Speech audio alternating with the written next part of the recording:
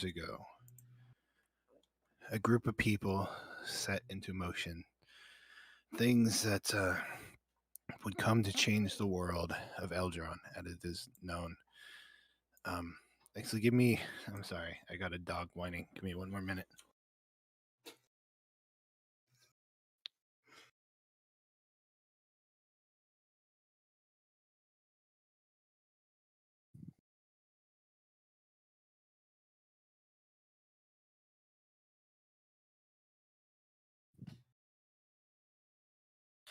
Okay, 3 years ago, motions were set into event. And a crazy old lady, or so people simply chalked her up to be, came along and gave a prophecy. As time went on, people more and more started to take notice of this prophecy that you've all heard way too many times. Doom approaches, the earth will split and render, the oceans will boil and dwindle, blood will flow, and its stench will fill the air. Evil will freely reign, and warfare will grip Eldron. The world will shudder as the bells of death ring and proclaim the arrival of the devourer. And 3 years ago, things seemed somewhat normal, but over time, things would change. Wars started to become more numerous, crops started to fail, animals started to get sick, new disease and plagues never seen before started to ravage the lands. And then a few months back, probably about half a year, all of a sudden these portals opened and these creatures just came pouring out. And you all, through some means or another, found yourself within the city of Gizesh, where you stayed for a long time. And whether you took part of defending or you sat by idly and just hoped for the best, which would have been rather hard to do since the king was more or less having people thrown on the front lines. You watch as the cities grew ever more crowded, people more sick, people dying from starvation or finding their foods in other unpleasant ways. You couldn't even walk the streets without seeing bodies and just straight up vile nature just taking over the place.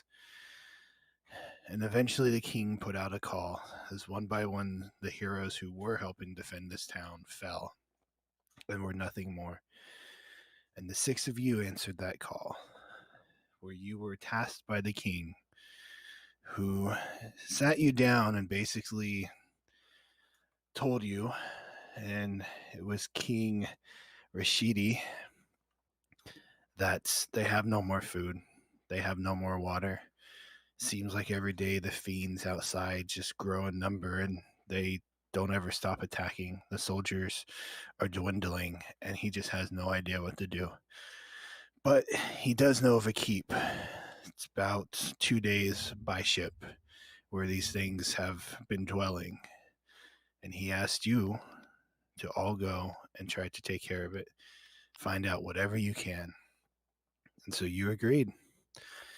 And now you sit upon the last ride, captained by a Safu, as you are hanging out below, having your last talks. You were told a little while ago that it should only be a few more hours before you were there. So will you go ahead and start? I know you already gave intros, but just go around, say your name and what your character looks like. And I will just go down Discord. So Grabish, you go first.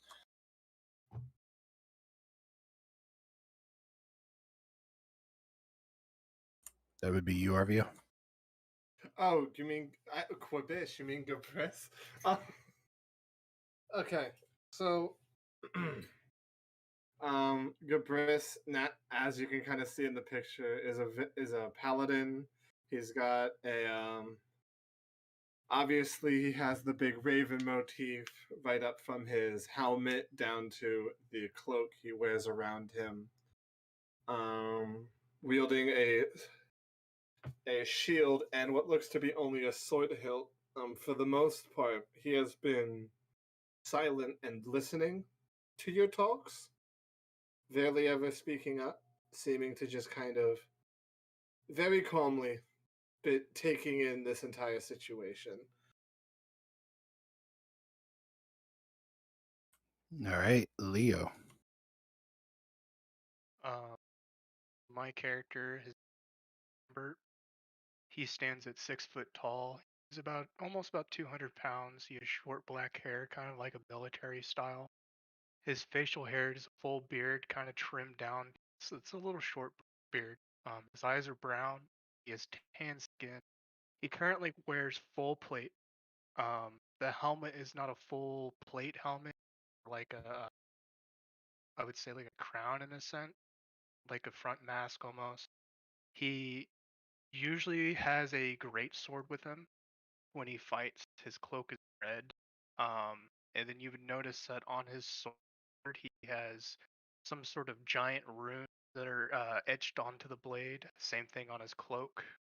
And he also has a stone amulet that has a rune carved on. Natasha.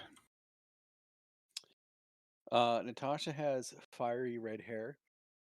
She only stands 5'2".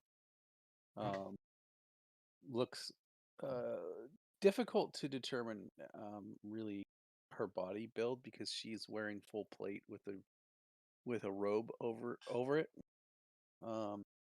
All black. She is carrying a javelin that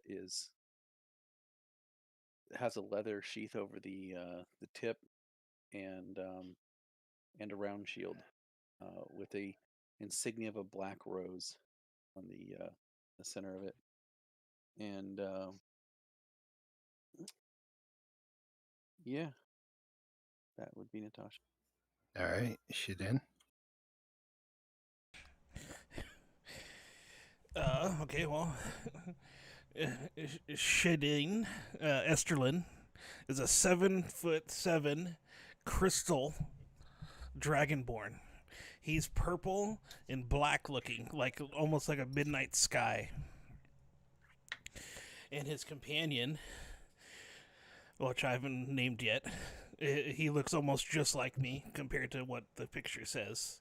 So we look like twins, but he's more of my Drake companion. It's just Yeah, I wear a breastplate with a Drake paw print in the middle. And my bow on my back and my quiver are like dragons, like with dragon scales with little wings on the tips of my longbow. And it glows and radiant. I have and my eyes seem to glow like white with radiance. And that's about it. Very fancy. And you said your name was pronounced Shadeen, right? Yeah, Shadeen. All right, Tao. Tao is a 7'2", big lion boy. Despite the picture, he doesn't actually wear any top, so he's a shirtless. Got a tattoo on his back in the shape of claw. A earring, bunch of rings and signets on his fingers, or should I say paws. You can definitely see a bunch of scars. His baggy pants that are loosely attached to him. And on both of his sides, you see two sacks, kind of like traveling bags, whereas one of them seems to be full to brims and the other one seems to be more empty. However, the one that's empty is visibly tainted with something appearing to be a blood. So yeah, take that as you wish. And he's wielding a great axe. Pretty much it. Okay, and Val. Val is. Hang on one second. There we go. I got push to talk on, and I was in a text field, so it's just spamming that key for a minute. All right, so Val is human. She looks a lot like her portrait because I did make it for that. So she's probably like a lot of people, been a lot of outdoorsy because there's nowhere really like safe and sheltery unless you're in a big city around a lot of people. It's not really like her preference. She's got she any of you guys that have like been around her for very long are going to notice that like her actual hair color is definitely much more gray. And if times were better, she would probably keep that dyed like black or dark as much as she could. It's a little hard to do given that, you know, we're in the middle of what appears to be an apocalypse. But otherwise, she's pretty quiet. She tends to keep to herself. She's got her dark cloak because she likes to sneak around, and some pretty basic leather armor. She does have a really nice short sword that she really likes to use, and a short bow though. So we can do some stabby stabby. All right, so you all have been sitting kind of like a war room, just the six of you hanging out. Wherever you want to sit, there are chairs available and a little table. Is there anything in particular you think you would have talked or brought up during this travel? Other than what we've already sort of shared with one another, which we've kind of shared in Discord, and maybe like some battle plans. Mention of Probably battle not. plans, Natasha will look at you and say, "How do we plan for something we don't know what it is?" Well, general strategy.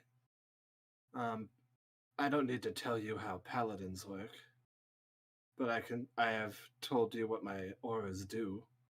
So to keep that in mind in the heat of battle is always a good thing. Let's just not get ourselves killed. That's the most important part. That is a good general rule of thumb. All right, so you kind of break off into small talk as time passes on, and eventually, as you're just sitting there rocking to the motion of the ship sailing through what would be a gulf heading towards this keep, you hear the familiar thumping from somebody walking on wood approaching the door.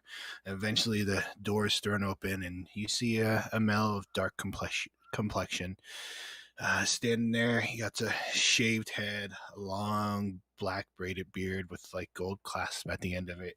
And even though he has dark skin, you can still see like black tattoos all over him. And just somebody who looks very, very tribal.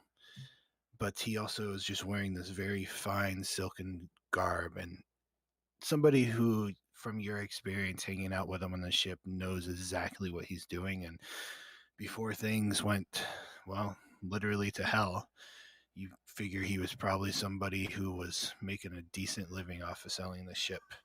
And he just kind of looks over all of you and, well, you ready? The water's starting to turn red. It means we're getting pretty close. If you want to come up top, we can start getting prepared. We're kind of going to have to do a little special maneuver. What Kind of special maneuver. Well, we can't stop, so this is going to kind of have to be a drive-by kickoff, if you get what I mean. I can explain it up top as we're getting ready. Yeah, I'm gonna go up top. Yep, same. Goodness is also going to go up top, yeah. Yeah, well, we're all This going to doesn't go sound really. All right, so you head up and find yourself. Ever since this has begun, it's just like ever since the fiends, the demons showed up, it's just been a constant like dusk-like state. So you can see at all times, but you find yourself up here in this light, looking around, and as you kind of take it in, you can indeed see that the water is slightly starting to turn red. And he walks over and he motions towards one of the little rowboats, and he's like, I've never done anything like this before, but what we're gonna do hopefully it works, is have all of you get into the boat here. We'll drop you in the water, pull you behind the ship. We'll kind of sail by. Hopefully we'll grab the attention of some of them and they'll chase after us. And we get close enough, we'll cut you off and you can steer it in towards the keep. Sound good?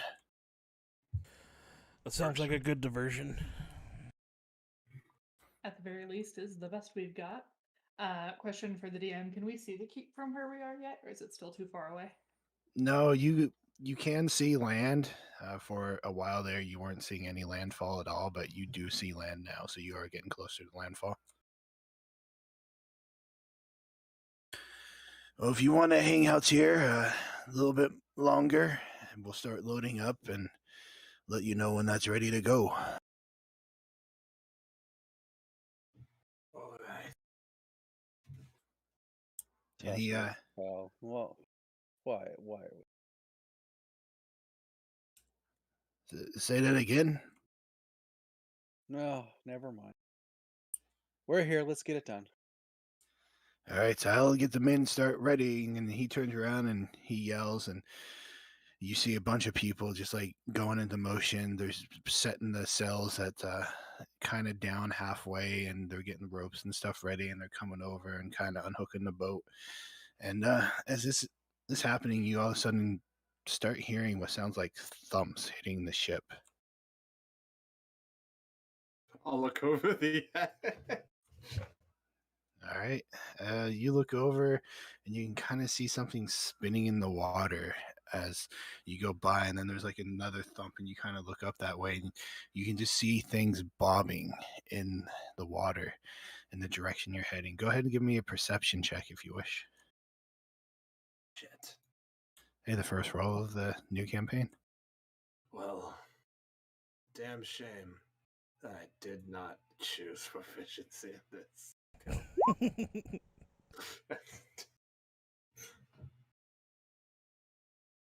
Well, you can, with a 10, make out that these are bodies, but what they look like as far as if they're humanoid or not, you can't really, or if they're humans or elves, you can't really tell, but they're definitely bodies. And as you're selling ever forward, you can just see more and more starting to pop up. A few minutes go by, and Sefu comes over and he's like, all right, whatever order you want to get in, go ahead and start piling in.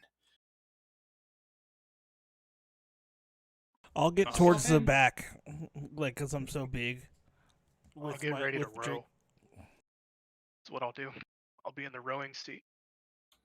All right. If Val goes to the back, I'll go to the front to balance the weight. I'll Gotcha. be in the middle. I guess. I'll have my It's bow a ready lot. with me as well, like, so I can, if there's going to be some flyers or something, you know, so I can pick them off. Yeah, I think I'll do that too. I'll just fill in wherever is like available on the boat. But definitely gonna have a bow like at the ready. This is a very tight. Out of character. This is a very tight fit. It is Natasha extremely It's tight. going to be extremely tight. Yeah, Natasha's gonna be up towards the front. All right.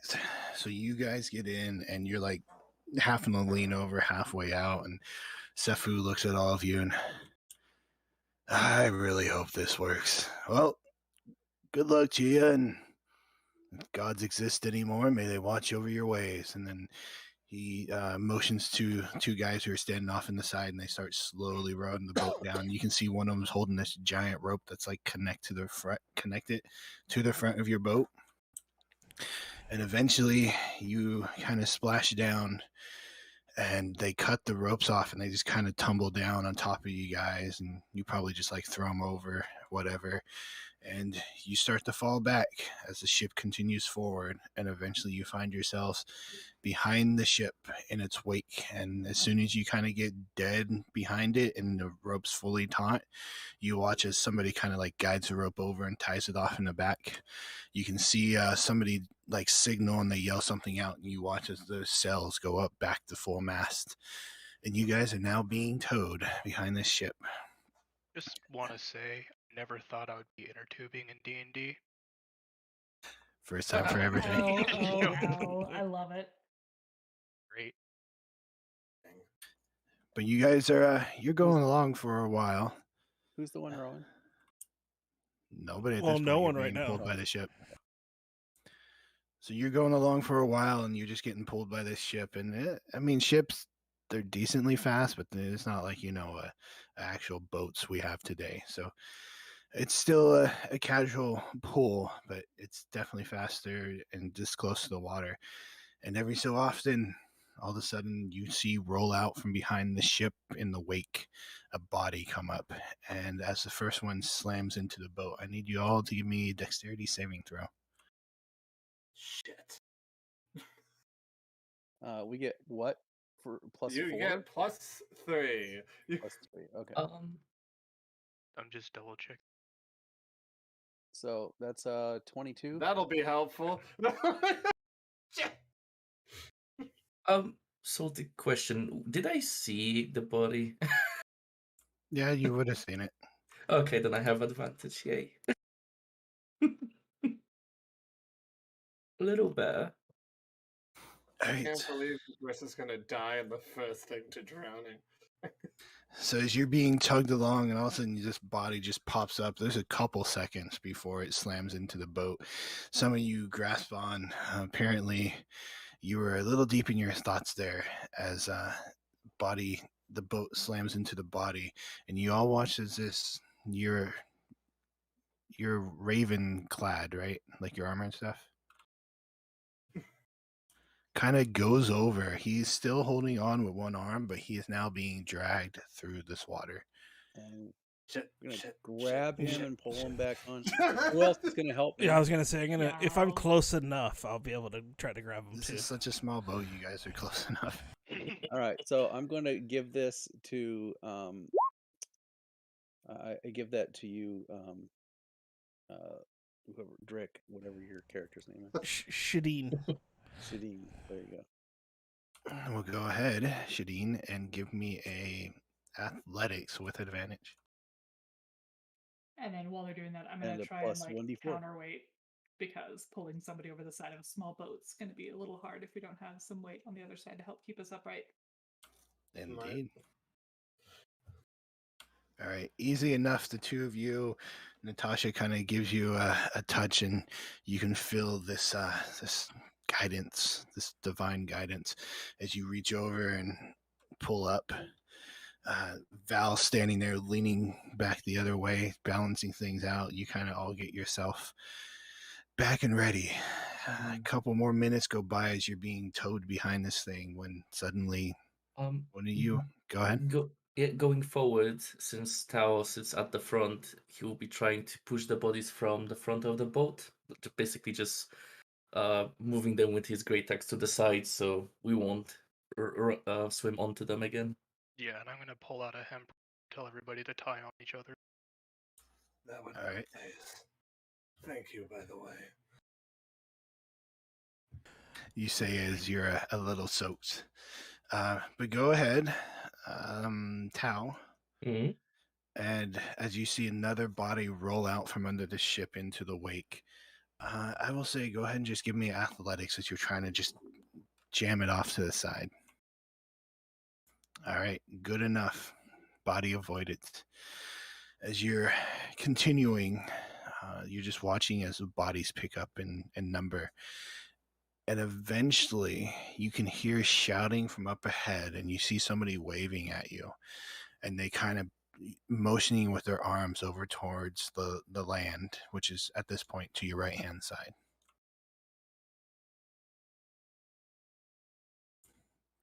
You guys kind of look in that direction, and you can see on the horizon, seems like the land goes upwards, and something kind of sitting up on top of it. If anybody wishes to get a closer look, you can give me a perception roll. Yeah, I want to do that. I'll do it too. I will make an attempt. I'd also like to make an attempt, and I want to look for something else kind of specific too when we're done. Okay. Go ahead and give me the roll then. All right. So Leo, it's hard to make out to you. It's just there's You can see the land elevating and eventually something sitting up on top of it. The rest of you can make out what looks like a pretty tall keep that looks to be one floor, and it looks from this distance like there's some kind of something sitting on top of that. What in particular were you looking for, Val? I feel like having to survive for the past 3 years, like looking for tactical ways to approach places where we're not going to be seen because she likes to be sneaky, is going to be the goal to like direct us towards a place where we might not get ambushed or spotted as we approach. Is the goal. All right. So you're kind of looking at this, and from this distance, your angle of view, it's kind of really hard to tell. You do see what seems to be almost like a beach landing in front of it. And it kind of seems to be the direction the ship is kind of heading towards right now. Drick, and it is Grabris. Is that correct? Debris, yes. Okay, the two of you can tell that above this building seems to be some things kind of just hovering around it, flapping wings. But again, the person yells out, and you kind of look back up at him, and you see this long sword, and then he just starts hacking away at the rope that's holding onto the back of the ship. Well, here we go. Wow. Were we able to see how many flying things are up there? They're moving around. They're kind of dipping down and coming back up. It's really hard to count. Do I know what kind of terrain this is? This is just normal, like plains. Okay. More coastal because you're, towards sea. Yeah, yeah, understandable. But yeah, this whole continent that you're basically, or the region you're basically in, used to be like African safari plainsland type of stuff. All right. But anyways, so chopping of the rope, and then all of a sudden you watch as the rope just falls slack in the water and kind of disappears. And then you guys are heading forward towards this keep as you watch the ship just veer off to the left.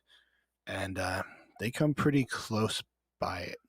And you notice that some of the creatures that were above it flying all of a sudden start flying in that direction.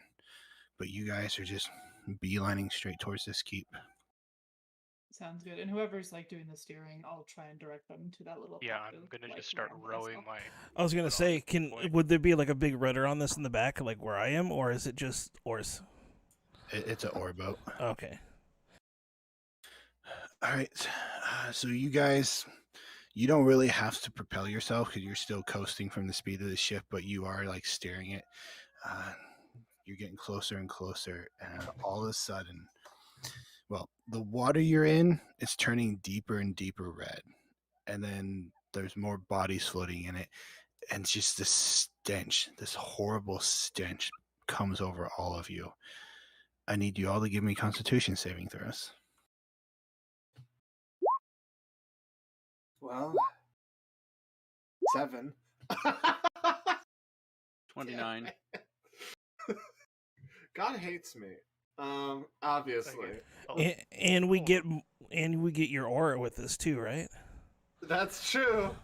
It helps everybody but me. Well, actually, I mean, I still get it, but I still roll a 4, so.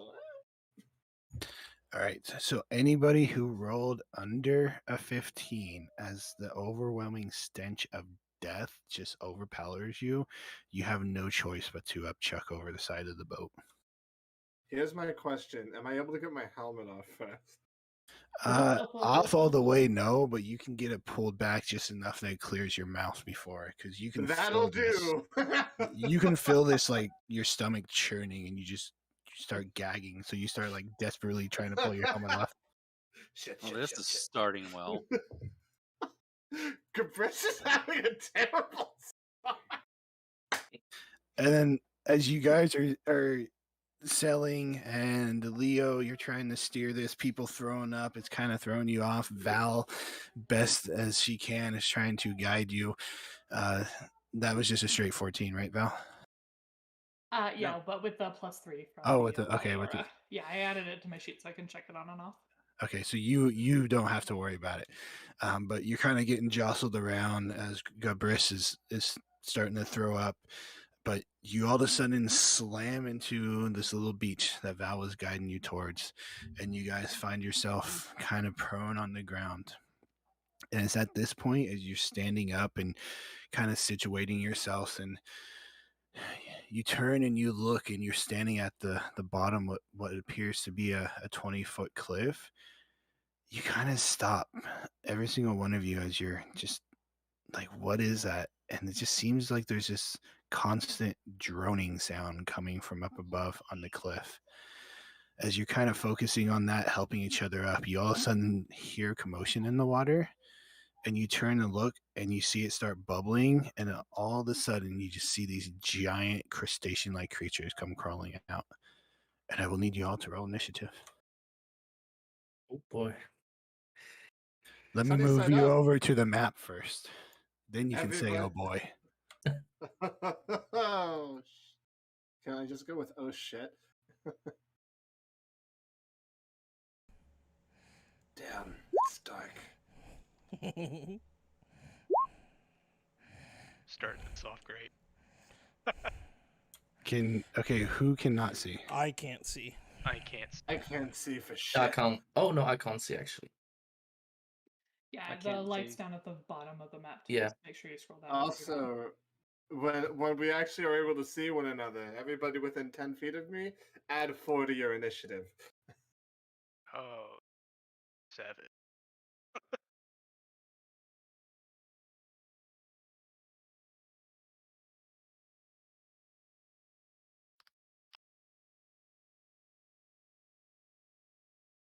So mine would be 23.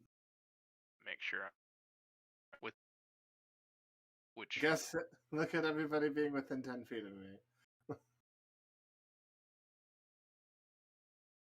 Okay, who can't see now? 22. Oh, that.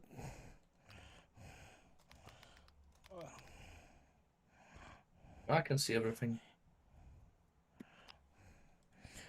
Yeah, I'm good. I'm also good. Yep, I'm good. I'm good. Oh, deal. I didn't select my token. I don't even know what these are.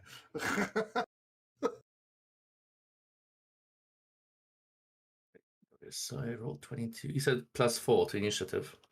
That's correct. Okay. So that's. Oh, wait, I roll an advantage. Did I already do that? Yeah, I did. Okay. All right, let me know when you all have your initiatives done.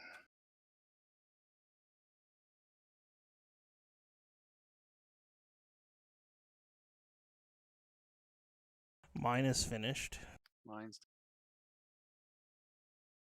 Yeah, I'm done. Done.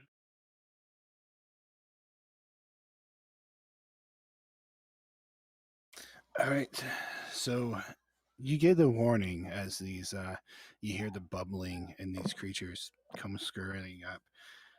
They look like crustaceans, but they're sickly and sallow in color, and they just got like these tentacles hanging off of their face, and these two giant oversized pinchers. And in fact, they look a little bit like this.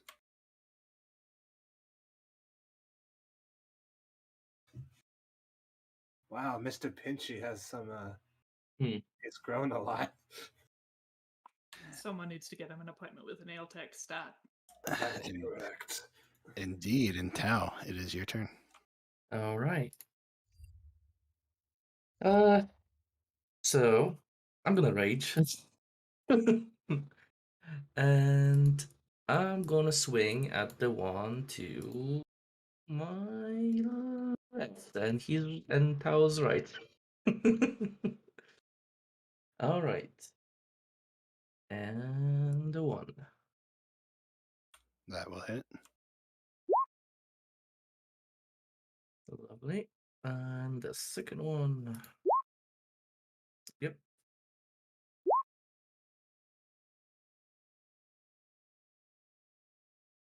All right. Anything else you wish to do? Let's see. Oh wait, I rolled 1 on this one. So where is it? There you go. I can reroll the damage on that one since I rolled 1. So that would be 11. Okay, and let's see. And you said you raged? Yes.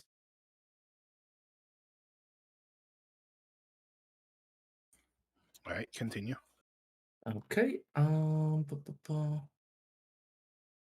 See. And that will be it for my turn. All right. Natasha, what do you wish to do?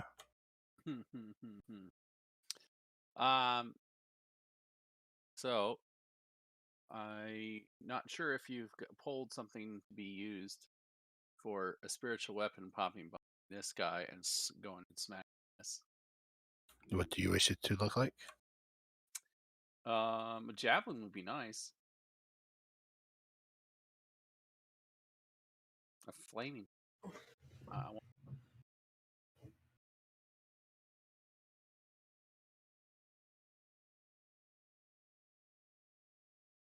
All right, and you said you're going to have it stab. Plus 22. If it's 22, I don't know where the bless. 22 will hit.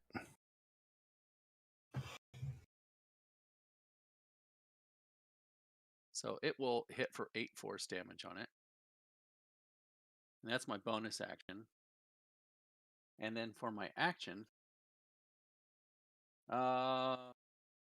it needs to have a dexterity saving throw of 18. All right, the same exact one? Yeah, the same one. This one.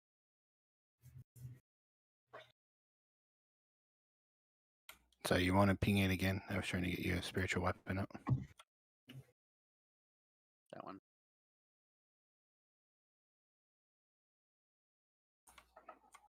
All right, it got a 10. And so it takes 7 more radiant damage.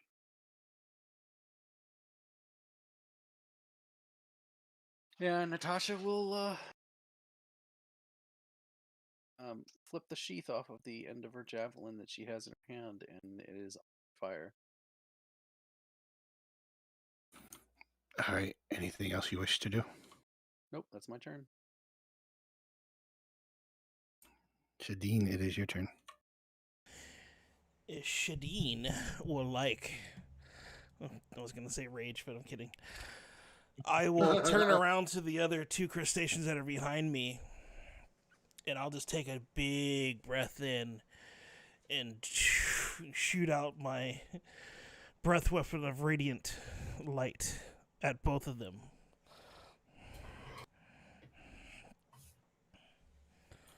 All right. DC save. I should have this made up correctly. 17. They both fell, so they take 8. Yeah.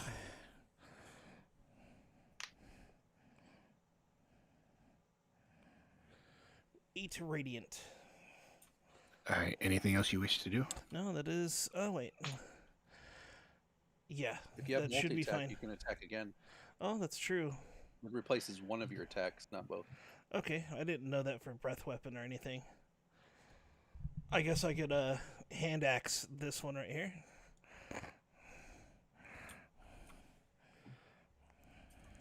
$17 will hit. You're hitting the lower one? The top one. For 4.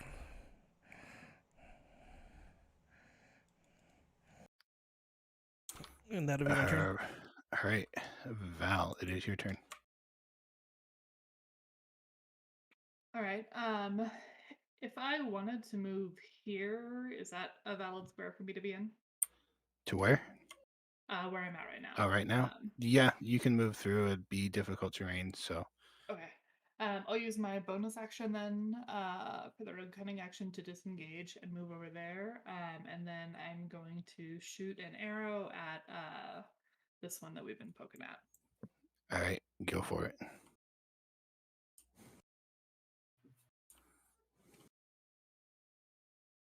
So 25 to hit, and then 24 damage total, including that sneak attack.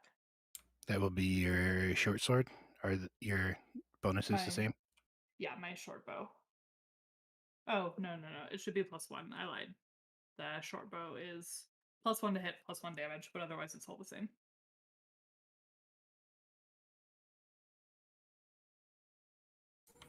All right, it hits him. Sounds good. I think that's action, bonus action then, so that's all for me.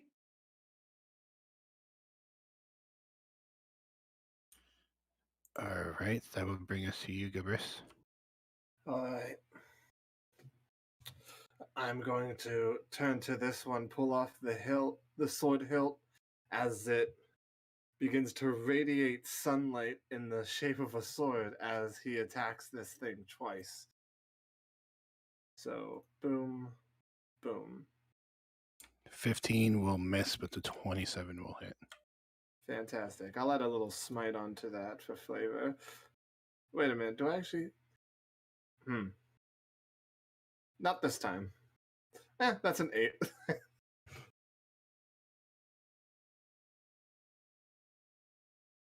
All right, so as you lighten your sword and you rain down with your radiant divine magic hitting, anything else you wish to do? Move? And no, I will maintain my position because moving is going to trigger so many opportunity attacks, it's not even funny. All right, then with that, it will be you, Leo, unless you have less than a 10 for your dex. Less than 10. Check. Just in case. No, I don't. All right. I am going.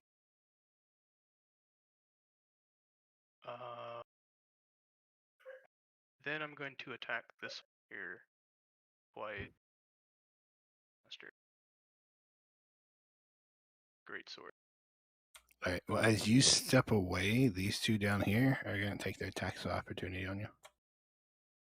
We can't reach that far. Okay. Yeah, that's. First one will miss.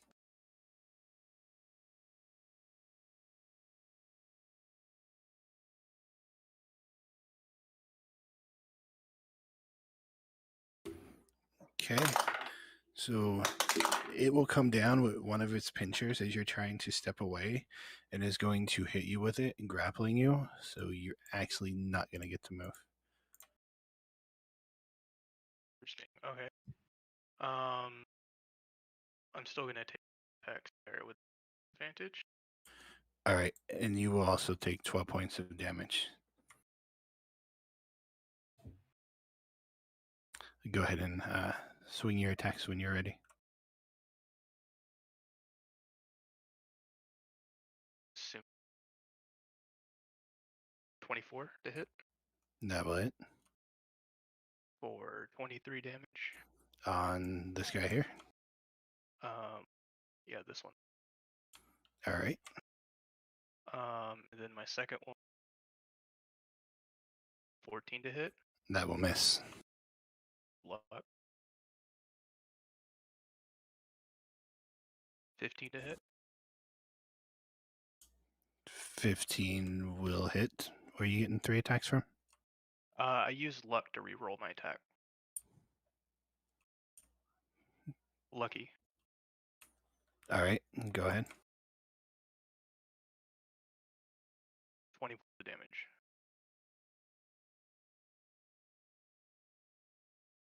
That's my turn.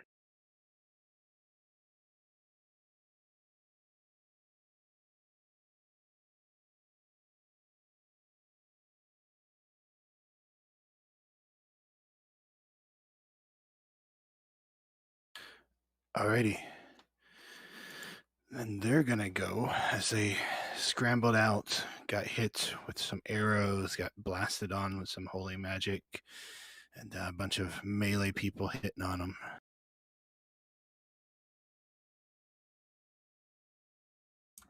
So this top guy up here, who is bloody, by the way, he's going to focus on you, Gubrish. And the first attack is going to hit, and you are going to be considered grappled. Okay. He hits over 20? All right. Yeah, 24 is over 20, so That's good. you will take 14 points of damage, and you will also be grappled.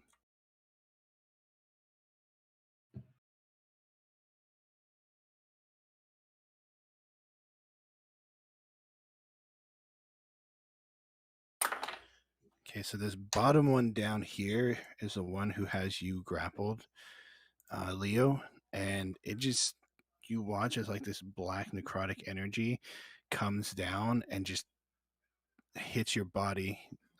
Unfortunately, he rolled low. I guess fortunately for you. So you will only take 4 points of necrotic damage, but I need you to give me a Constitution saving throw. So did he roll to hit me? Doesn't need to. Oh, he doesn't? Okay. Constitution save? Yep. Hold on. 17. 17. Hold on, I'm trying. All right. As you feel poison trying to course through your body, you manage to shrug it off. This one up here is going to go for you, Shidin or Shidin. Those will both hit you, so let me roll damage. You will also be grappled. Please do let me know if anything is a critical things about him. All right, will do.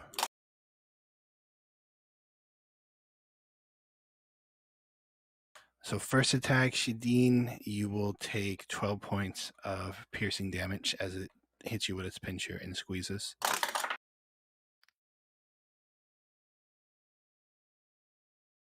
Second one will be 10 points.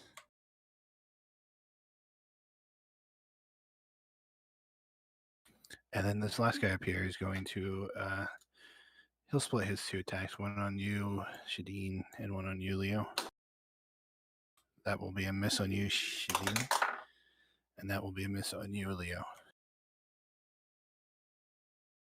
All right, so you guys have crash landed. These things come scurrying up out of the water. Before they managed to even get a swing, you all laid into them, hitting them, raging, magic, well, divine, holy magic flying. And it has come back to your turn, Tao. What do you wish to do? How badly does this one looks in front of me? It's just bloodied at this point. Still looks like it got a little bit to go. Okay. Let's see. All right.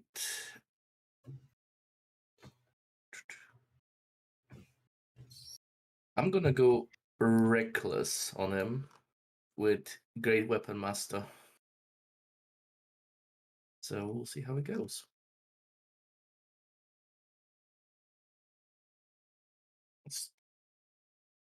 So that's, oh, did I not highlight it? Oh, sorry. So that would be -5, so it will be 21.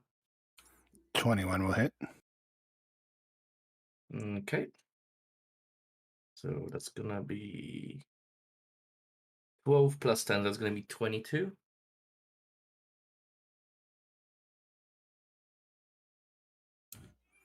All right, go again. Okay. And yeah, going reckless again. This time I highlighted it, so it should be working now fine. Yeah, so it's gonna be 19. 19 will hit. All right. And that's gonna be, oh, it didn't add the extra 10, so that's gonna be again 22.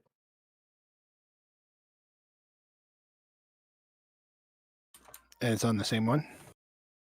Yeah, all on the same. All right, so as you're just letting the bloodlust come over you, you just start laying into this thing, chopping and cleaving, and you're just watching as this you would think it to be blood, but it's just like this dark green liquid just flying everywhere. And eventually, as you kind of stop and you're panting, you look and you see that this thing is just lying there dead, twitching, and then eventually not moving at all.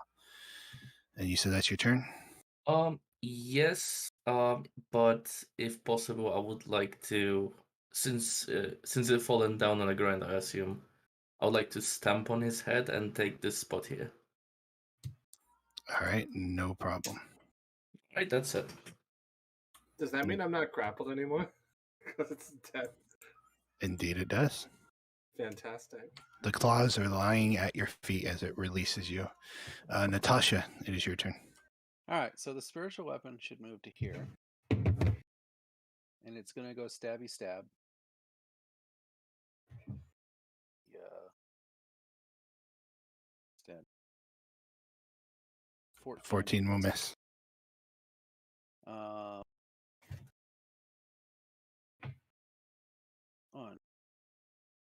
Okay. Well, it is going to miss, but Natasha is going to. I need a 15-foot aura placed around me, please, as I cast Spirit Guardians. And they appear angelic around me.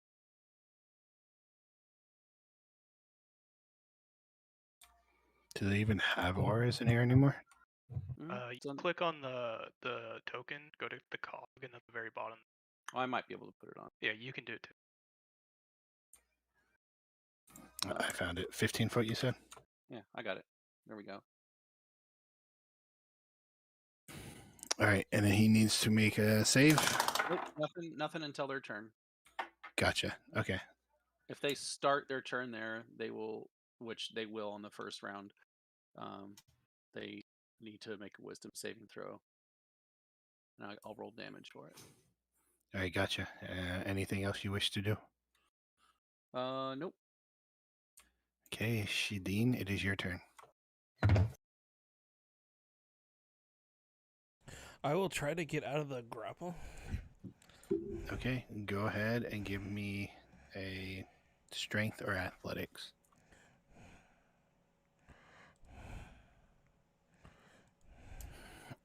All right, and sorry, my athletics or acrobatics, but as this thing's kind of like holding on to you, pinching you, you feel it's like starting to tighten and clamp down. You manage to shove it off. That will be your turn, but anything else you wish to do? Can I not move? You can move now. Okay. I want to move kind of like back onto the boat right there, and that will be my turn then. All right, Val, it is your turn. Excellent. At a quick glance, can I tell which one is the most injured, or is that generally something that's going to be a little alien on something like these? You're kind of looking at this one up here. You have seen your party members laying into it a lot, and it seems to be dripping more of this like greenish black ichor from it. Cool. I'm going to actually click the right button this time and shoot at that one. All right, 22 will hit. I did forget to roll sneak attack, so I'm going to do that real quick on that. No problem. Yes. Well, fuck. If that hits, then that is 27 points of damage. The enemy has been deleted. As it's kind of standing there, moving side to side a little bit, just crushing Leo there, you take a deep aim with your bow and your arrow just flies through it, and you watch as it just rips a giant chunk of meat off. Yes, good. I will say you're very welcome, and then I will bonus action disengage if I need to move farther back. Indeed you do. It seems like they do have a little bit of a reach on them. Anything else you wish to do? I think that should be all that I can do at the moment. Action, bonus action, movement, a little bit. Yeah, that's it. All right, Gabrus, it is your turn. All right. I look over the town like, thank you. Oh, and I'm going to run over here. It's like, let's see about the claws over here. And I'm going to start hacking away at the one that is currently holding Leo. That's gonna be bada bing, bada boom. Well, fuck me. I can't get through. I'm trying. You come over and you're kind of having to shove your way through Natasha, Leo, kind of having to watch the boat as you do so, and you're just stumbling as you come out swinging at this thing and just swinging wide, missing. Normally this would annoy me, but at least I'm being semi-helpful with the aura, so I have that going for me. I mean, you did say you want to imitated Grim, so this is how his first encounter was. Now just don't watch out for a chair. Yeah. Also, just a heads up, Tao and Val are no longer within the aura, so heads up. Good to know. I will uncheck the box just in case.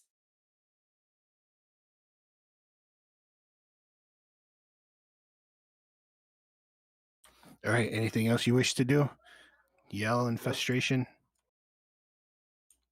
All right. In my best Geralt impression. Fuck. Then Leo, it is your turn. So as my bonus action, I'm going to invoke my storm. So that would give anybody I can see within 50 or 60 feet an attack roll, saving throw, or ability check as a reaction.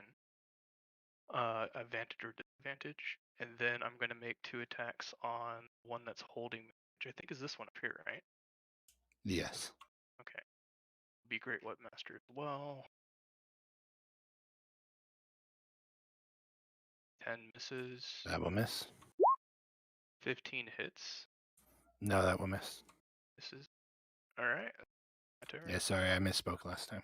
Oh, okay. All right. Well, as you guys are laying into these creatures, they don't really seem to care. They seem to just have one thing in mind, and that is to attack. As you are being held, it is going to Please, automatic. They need to make all 3 need to make wisdom saving throws, please. True. And they will take 17 points of damage if they fail. They will take 8 points if they do, or if they, sorry, 8 points if they fail. If they save, And 17 if they. 17 if they fail the wisdom saving throw. 18 is mine. Is what? 18's the DC for him. Yeah. All right. So these two up here seem to get hit the most. This one in the middle seems to kind of avoid them as they are attacking. Okay. They are still standing though, and this one is going to concentrate that negative energy into you once again, which just automatically hits. And that will be 10 points of necrotic damage. And then this one down here is going to split its attack between the two of you, Gribbis and Shideen. Which will miss your 20, Gribish. And that will miss your AC as well, Shadeen. So that's, oh wait, this one down here, I don't think went. No, it did not.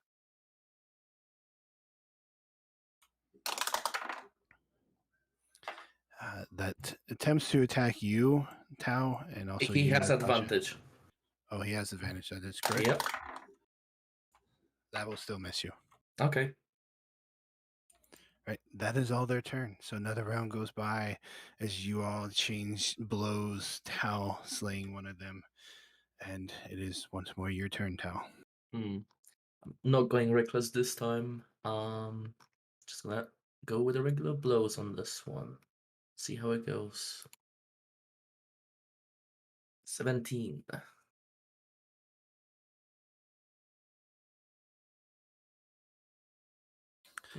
That will hit. Oh, lovely. And that's 16. And another one. 22. That with will also 15. hit. We go, and I'm gonna hold on to my bonus actions for now still. Yep, and that's it.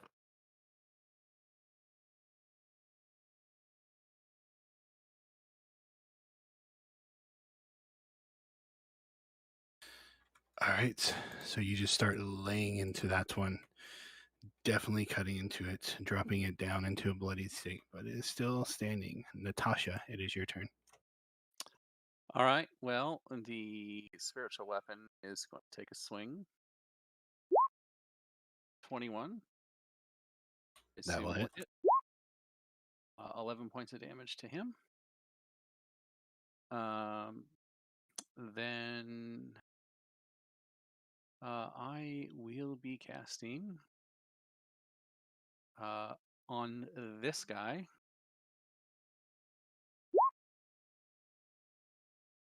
Guiding bolt. Some reason that misses.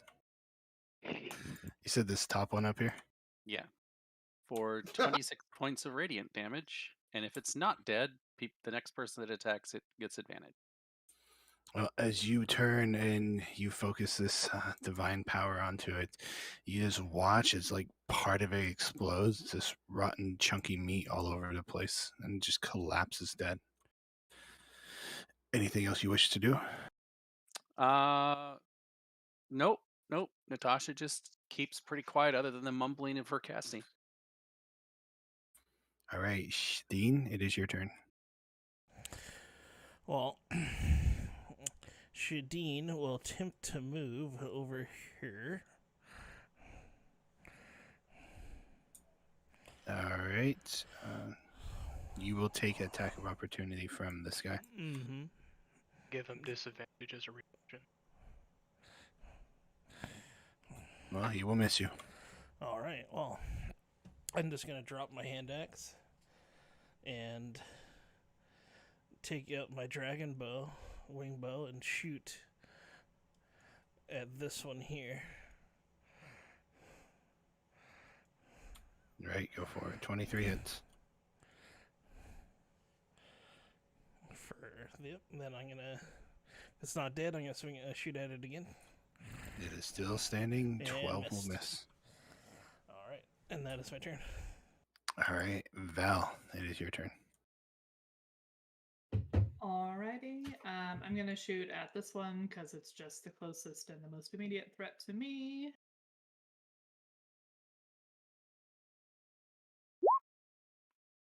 A short bow flies true. 24. All right, again, you just take aim and you shoot, and this time you hit it in its head, and like last time, you just see a giant chunk of meat and flesh get torn away as it just kind of crumples backwards into the water. Apparently this is a +1 bow of crab slaying, but I will apologize to Tal for stealing that kill. That's some Skyrim bullshit. I just heard from you. He just gives you a quick glare. I promise it's just a regular magic short bow. It's not specially crab killing, but apparently that's what it is. Feared by mud crabs everywhere. Well, is there any other actions you wish to take? No, I think that's going to be it for me. Thank you. All right, Gabrish, it is your turn. So how's Leo looking? Pretty good. They alright? They're not bloodied yet. Alright, wanted to make sure. I have healing abilities this time. I need to use those. Alright. Then I'm going to kind of move out of the way to give Leo a little bit of room for when he wants to slap the shit out of this thing. And I'm going to once more onto the breach. Maybe I'll hit it this time. No, you do. Both of them. Cool, because I'm feeling a little bit salty, I'm going to rub a smite on one of those. Bat, bada bat, bada boosh.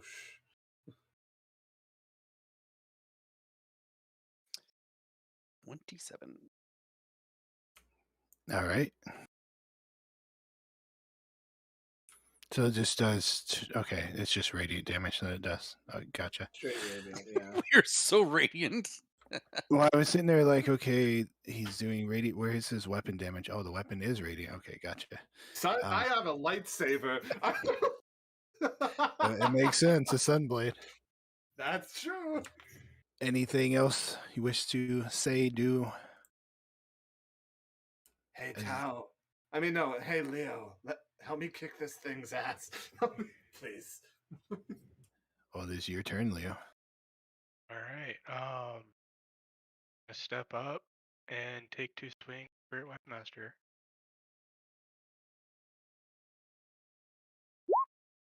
Nope. Yep. And nope. Okay. What else could I do? You're a fighter. You got some other options. I mean, I do still want to blow it right now. Oh, that's it. You That's can what look I'm at gonna it all do. grimacingly. Yeah, pretty much. All right, so that will bring it to its turn. Please And make a wisdom saving throw, please. alrighty, it will fail. 17 points of radiant damage as the angels, all the little tiny angels that look like little fairies. All right, so as you're watching these little fairy-like angels just kind of swarming around all of you, at this point, every single one of you is within sight of this. Not taking damage from them, but it's still, maybe to some of you, a little unnerving. Descend on this thing as it turns and focuses on the 2 people right in front of it. One successfully beating it up, the other trying to. That is There's going only to... one alive. Yes. Oh, right, never mind. I know what you... Okay. So one will hit you, Gabrish, for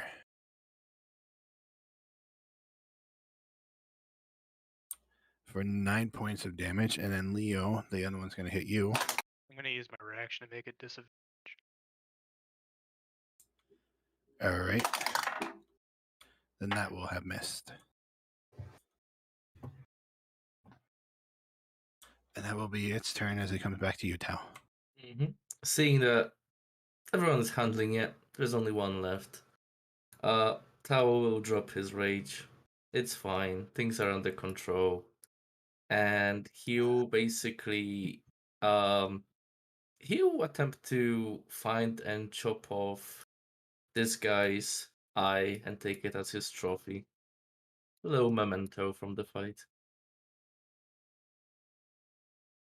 All right. So rest of the group focusing on this one, you kind of let your rage simmer and turn around, look at this dead body, and just start whacking at its eye stalks, which it does have 2, so you can take one or both if you wish. I'll just take one and put it in my bag. All right. Then that will bring us to Natasha. My spiritual weapon will fly over here. And it will attempt to swing and miss. It stabs the boat, and you watch as a hole forms and it starts bubbling water up through it. Wonderful. Bloody water, too. Yep. Um, At this point, you're not sure if it's just straight up blood or water or I was mixed. literally about to say, it might not even be water here. all right. Well, I am going to call down the holy sacred flame.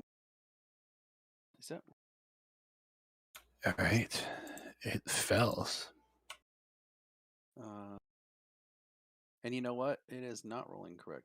It's supposed to be adding my wisdom modifier, so you need to add 4 to that damage, please. So it's 13. Fix that on my sheet. All right. Looks a little worse for wear, but it is still standing. Anything else you wish to do? Nope, that should do it. Okay, Shadeen, it is your turn. Well, I will attempt to shoot it in its face. That will hit. 15 total. Okay, it is still standing, but it looks mortally wounded. Another hit. All right. How do you want to do this for our first ever fight of Campaign 2? Well, I'm not pulling any arrows. If anyone's noticed, I'm just pulling on the bowstring, and it's making its own radiant arrow. And I pull it back, slide it so it goes right between its eye stalks, and it the arrow disappears, and it just a big flash of radiant, and it just drops dead. All right, so you all watch as this arrow of light just flies into this thing, and all of a sudden it's just like a flashbang almost. Kind of have to close your eyes and turn, and you look and just see it crumple to the ground, kind of sliding off the beach into the water. And in fact, the two on the water do indeed slide off. The others are still laying on the beach, but you kind of stand there panting, just reeling from what happened, watching as the boat is slowly filling up with whatever this liquid is, taking in the smell and the constant droning that's coming as you all turn and look at this 20-foot cliff heading up. What do you wish to do now that combat's over? How badly does Leo look? Like, how battered did he get? He's not bloodied. He Hmm. does look a little scratched up, though. I'm gonna walk up to him and be like, Leo, Yeah. catch this, and he tosses a bottle to you. Okay. That should help you. Super potion. Nope, that's a pitcher.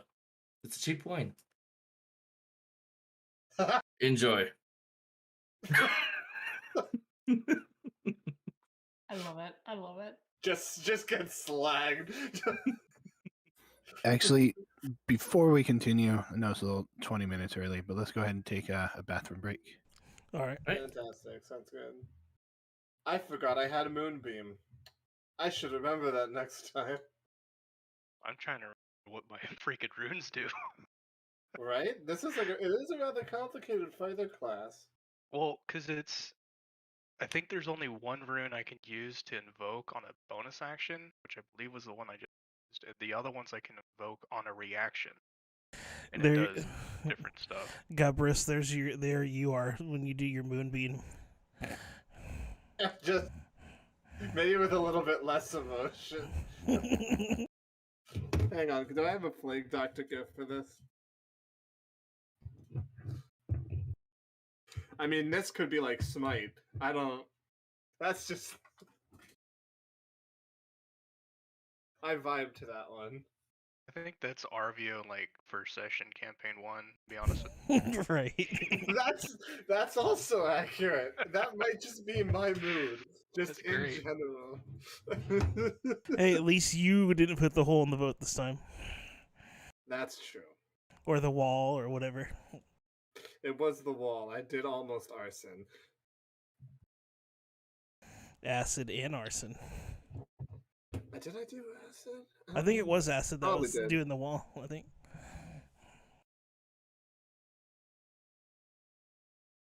Yo, I did find the one when I can't land a single damn hit, and it's just. Please. I just want to smite. Well, it's kind of like me the first session with Grim. Yeah. It's good to be playing the Gray Martial class this time. How the turntables.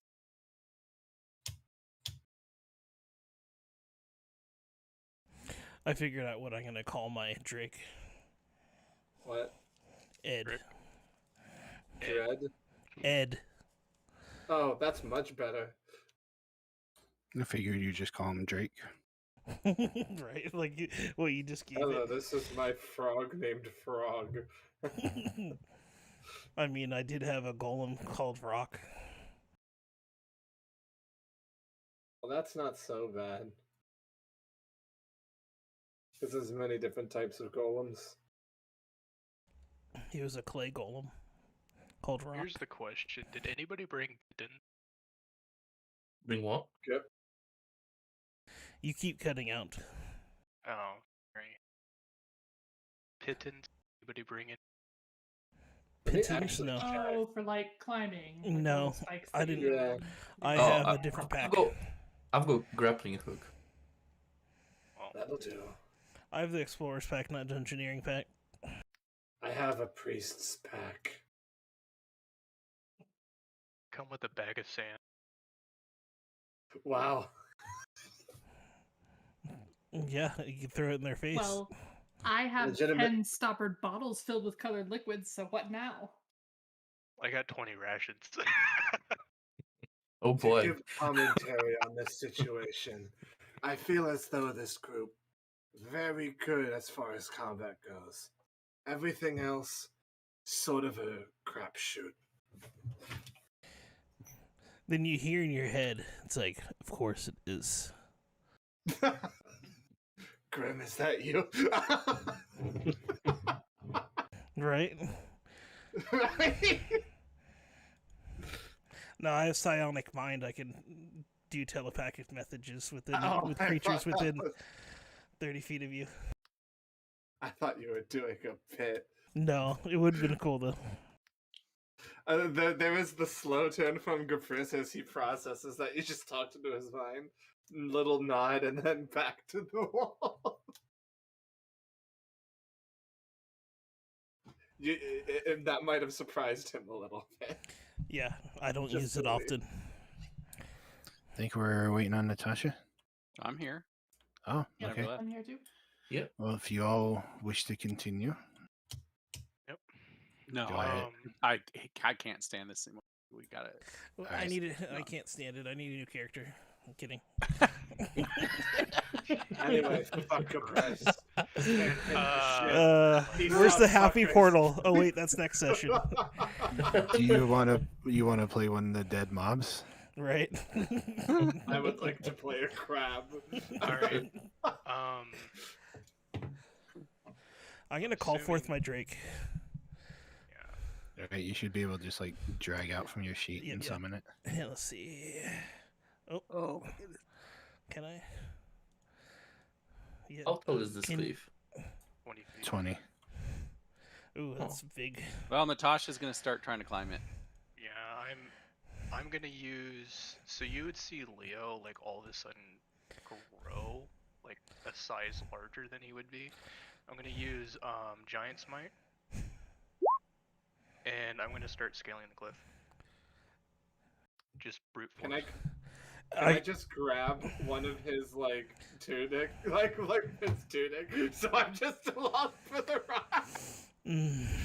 Sure. So how tall are you normally, Leo? I am 6 foot tall right now. Okay, so you go to 12 feet. Yeah, I believe so. Okay. Well, go ahead. Whoever's just climbing up this, that didn't use Giant's Might, give me a just straight up athletics. I wanted to use my grappling hook with the rope. Would that change anything? Well, first give me a dexterity saving throw, or not Okay. saving throw, but Oh, dexterity to throw it up there. That's a 17 only. Sorry. no, that's Right. just 6. Leo, you would get advantage on yours as you're Okay. climbing up. Okay. 18. Oh, sorry, you said Leo. Yeah. Never mind. So you take and you twirl your grappling hook around and you throw it Uh-huh. up, and it just goes like 3 feet and falls back down. You didn't put enough muscle behind it. God dang it. Once I get to the top, I'm gonna start helping anybody who needs to get up. Okay.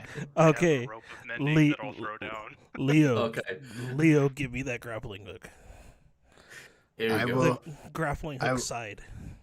I will need a also athletics from you, Gribrish, to just hold on. 23. Oh, 23. Sorry, I didn't say it. So you're holding on, and he climbs up there, and you kind of just pull off. Natasha, you made it. Val, you made it. Yeah, So I it's pass just- my grappling hook to Shadeen. As he I'm requested. going to hop on my Drake, fly up top, and hold it to have Tao get up here after I get off my Drake. Okay, your Drake is a small creature, yeah? Yeah, it's a medium. It's my thing with my creature. Okay, so he's holding the rope now, yeah? Yeah, I'll be holding it for Okay. All right, I'm climbing up. Looking at the screenshot you showed me, it says it's a small dragon. you. Yes, but my feet, my Oh, feature. okay. All right. So you all eventually make it up, and as you climb up on the top, you just look at this building. It appears to only be one floor, or like one story. There's no like second floor to it. You do see what on the roof what looks to be some kind of weaponry, probably ballista. It's kind of hard to tell. You also notice over to your left, as you're now standing up here, this lovely attraction. It can't fly while you're riding it. It can't fly. It can't use its fly speed. So that would be it can't fly. Oh, really? If you have no flying speed, it can't fly. Oh, we're going down then, I guess. Okay, well, I'll just climb up with it, whatever. I just throw down my rope and I just start pulling them up. Oh, there you go, Leo. Yeah, there you go.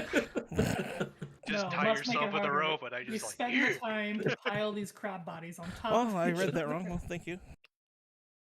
So, hey, Meat River. How tall are these walls? They're about 20 feet tall. The ones you're looking at, no windows so far. The droning sound has also grown louder, and it sounds like it might be coming from this river. If I do a standing jump, can I jump and grab a hold of the wall, being 12 feet tall? If you wish, Curious. I mean, you can try. Yeah, I was about to recommend stealth, but I actually like this a lot better, and I encourage I'm this. gonna This get is up to the dumb. wall, jump and grab the wall, and Okay. see what I Yeah. can see. I got a minute on this. I'm gonna walk up over here. All right. Please stay together. As you walk up to there, Yep. Tao, you Mhm. kind of come around that corner and go ahead and give me a perception check. Leo, you walk over and kind of stand there, jump up, and you're now hanging on to the top. I'm gonna pull Oh, myself great. up to where I can see above the wall. All right. So you kind of do a chin up and you're looking, and it's just all flat up here. You see what appears to be some kind of like crate or something. And you kind of like look over and you see some ballista and like some pots that they would tip over on people, which is kind of like more towards the center of this place. You're not like at the wall proper. This is like a lower section, but you are able to see this stuff as you're kind of pulling yourself up and looking. Do I see like a door or anything like that going into the keep? Nope, not from your vantage point. Okay. Anybody up here? It is completely empty. Tal, you kind of look around and you see movement in there, but you can't make out what it is. I think I saw something moving over there. All right, let's get in and move as a unit. In my chin up position, I just call over, and then I'm gonna pull myself up and drop down a rope.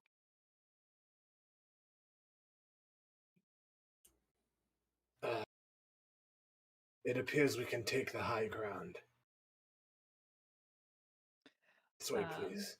Also, if we want to, and this is a thing that Val would be entirely fine with offering, if we want to scout ahead, she is very, very good at getting in and out of places.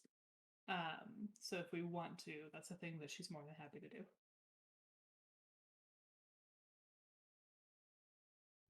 All right, we got a scout. Against this. So yeah, I'm gonna be pulling myself up onto the platform, and then I'm gonna start kind of pulling people up when I can. Yeah, you're up there with your rope hanging over.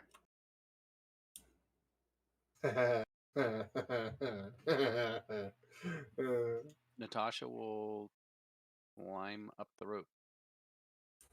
All right, I'm a you find yourself up top. I'll follow Can't up put next myself then, I there. guess. All right, Val is up there. Can't put myself there. This would leave Tao, Gabrish, and Shideen all down below. I'll wait for everyone else to get up there. I will also climb up. Yeah, so if everyone goes in, I'll go in as well. Well, you come to a point where you're standing there looking at Shadeen, and Shadeen, you're standing there looking at Tal, and you're like, after you. No, after you. No, after you. Do I hear this? It's fine, girls. You're both Joshua pretty. will Get up turn around, look at both of them, and Curious. say, "Get your butts up here, both of you."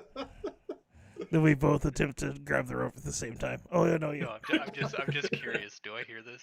Yes. Okay, I throw down a second rope. Okay, who goes up first? Go! I'll hold the other rope to help him out if he needs it. Now that there's 2 ropes, it's a competition to see who can get them the fastest. The cat is very competitive. We've fought multiple times. Oh, point of order question. Do you want me to track arrows that I use, or as long as they're mundane, is that a thing that you guys worry about? If you're shooting just regular arrows, like it consumes them, then yeah, you'll need to track them. Okay, sounds good. Can I assume that I grabbed the arrows that I shot with the crabs then, or do you want to roll to see if No, they're- that's fine. You grabbed your arrows. Cool. I will keep track of that then. So you all find yourself up here. At this point, you've probably shrunk down in size. Yeah, I figured. There is another like little wall that has like the battlement, like little stones that you can peek out over. It's 5 feet tall from where you are, but it'd be easy enough if you all want us to scramble up onto that.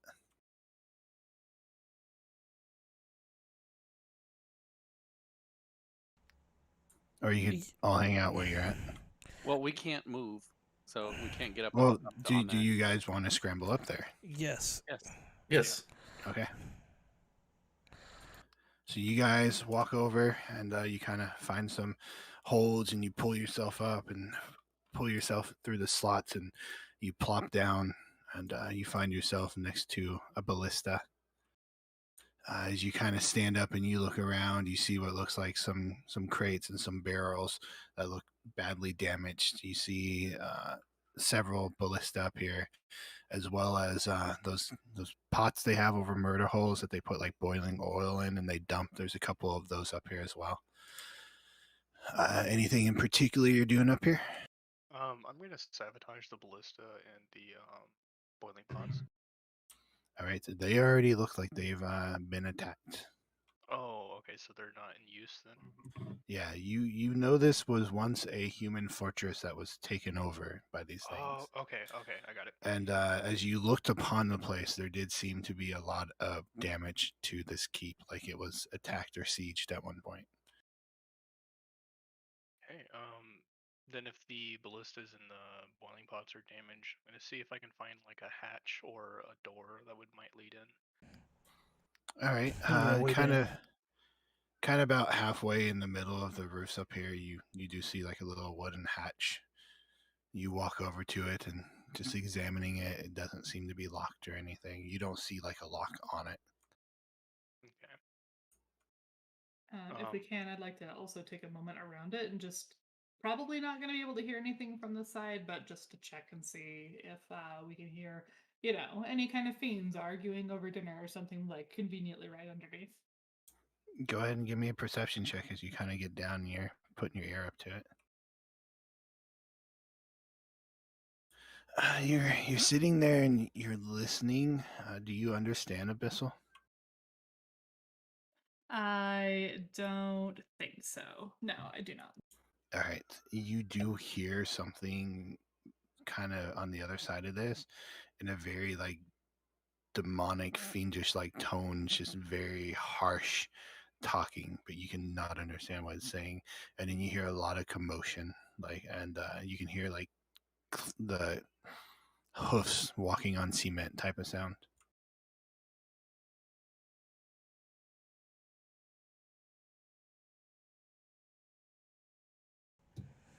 You would know someone in the party that can Would I hear that as well? Sorry, I was will muted. understand that.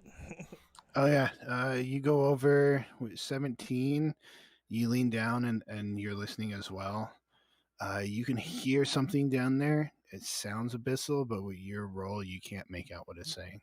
Okay. To you, it just sounds mumbling. Okay. Yeah, worth a shot though. I'll definitely let everybody know that I do definitely hear something nearby on the other side, and see if this is the direction that we want to proceed. I guess we can get the surprise on them. A lot better than walking in the front door. And how many does it sound like there's talking or walking around? If I'm able to distinguish that, I'll say so, but it's definitely probably at least 2, unless he's talking to himself. You only heard the voice of one. Oh, okay. Then that is what I'll say. That Okay. apparently maybe talking to himself, unless there's maybe somebody else sitting there listening, but only heard one, and I only heard the one walking too, right? Correct. That actually brings up the question, how many people here can actually speak the demon tongue? Natasha raises her hand. So I does raise my hand. I can too. I do not raise my hand.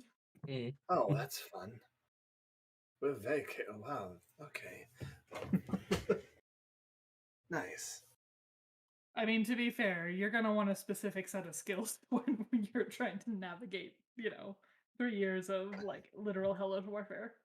That is correct. Yes. That is a fair point. So do we Well, wanna go we're through here the- to investigate it anyways. We can have the surprise on them. Yeah, I'll knock an arrow in my bow and nod towards whoever wants to go first. I'll creak the hatch open quietly. All right. You open it up and you hear this very harsh talking coming from down below. Those of you who are standing around this trapdoor who can understand Abyssal, you can hear this voice going, "Always have to make me watch. Why don't they do it themselves? One of these days, they'll get theirs." But as you're looking down, you can see this ladder that extends down to the top of a stairway, and it is pretty dark down there. I can see in dark vision. I have dark vision. All right, you're human? I thought you were human. My runes give me dark vision of 120 feet. Gotcha. Okay. So you look down, you see bright light because it's dim. It's not like pitch black. So to you, it's like bright light. But you see the stairs and they extend down. You're not really sure what's past that. Okay, I see some stairs and just kind of relay any information that I would see. I'll take a cautious step forward and ask if y'all want me to scout ahead. I just nod. I say in your head, yes, that sounds great. I have no arguments. Right. So you climb down. Yep. gonna Do you go want me to roll a after. stealth check because I'm gonna actively be as quiet as I can. All right.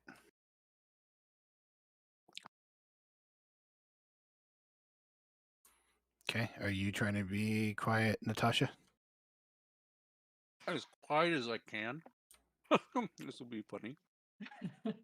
I will say, I am and you'd probably know because we've traveled together a while. That I am actively really good. Yeah, no, and I'm can not give- trying to follow right behind her. Okay. Trying to give her a little bit of a head start, but Just slightly to stem back up just in case. yeah, All right. I have a stealth of 6. Okay. Well, you climb down, and you find yourself at the top of this stairway. Ignore this little thing sticking out here. I can't see anything. I know you can't. You're not there yet. But Oh. Val, Yeah, you that's said you okay. were staying back a bit, right? Yep, not a problem. Okay, so Val's just now landed, so I will let Val have a couple feet of movement before you go. Sounds good. And I'll probably move in blocks of 2 or 3. Let me know if I need to move back if stuff happens. No problem. I cannot move her. Okay, that's things probably blocking you. So you move up to here, and as you kind of come around and you peek around the corner, I'm putting you there so you can see. Yeah. You see these 3 figures standing here. One of them Well, these here are arrow slits looking outside. You can see light coming in through them.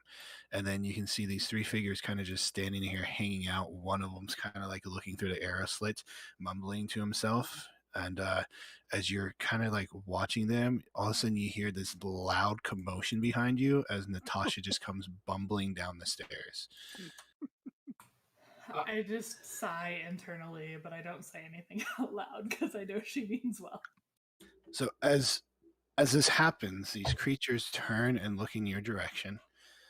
You're still just peeking around the wall at this point. But you see like this disformed, hunched over figure. They're wearing white and gold. And they have their head kind of looks weird, sitting up pretty high. They got this hat and this their body's just very weirdly shaped. And you hear in common as it turns around, and it is like a very harsh, it's just like, who's there? Show yourselves. Can I roll an insight check and see if they're like actually startled or something like that? Like, I know they're probably not expecting a literal backdoor here, but to see if like they might be worried about somebody that's coming in. Yeah, go ahead and roll me insight. Natasha, you are at the bottom of the stairs now. You're hearing them call out in common. And I'll kind of like gesture at her to like hold tight real quick.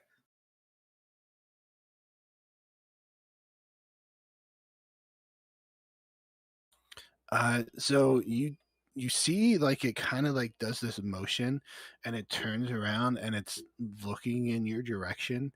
As you're trying to look at it, you get the feeling that you're not looking at a real face and you can't really pick up any features off of it. And as you're kind of like just trying to glean it, it kind of like pushes back up against the porthole and it's like, somebody there? And then it barks out in abyssal, and you can see these two figures are starting to slowly creep forward now. You would know, Natasha, that it said in abyssal, go check the noise out. And I will yell back in abyssal, go get back at your posts. Right, go ahead. Give I me love a it. deception check. I love it. Okay, deception.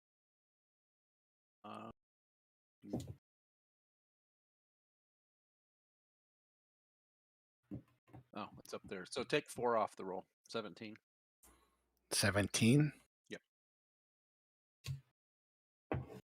As you say that, you watch as these two kind of just stop Val, but this one here, all of a sudden, it's like, somebody here! It's yelling out in abyssal. You don't, I guess you don't understand it, Val, but you understand it, Natasha, and then Val, you watch as it runs away. Okay. I don't know that I can like what I would give for some telepathy right now. The other one is just like still right there next to me, right? Yeah, they stopped. They seem to be listening to what was said. Okay. I'm gonna. Is Natasha able to see in the dark? Is what? Do you have dark vision? I do not, but my javelin's on fire. All right, it is dim vision down here, so it'd be obscured. But if your javelin's on fire, then you have the radius of that. Mm-hmm. Okay, cool.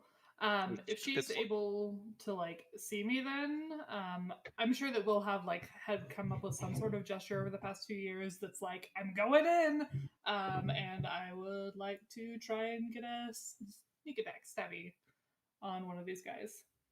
All right. That way she can like potentially get the rest of them coming down here. No problem. Go ahead and roll perception or initiative. Heck, it's fine. Everything's fine.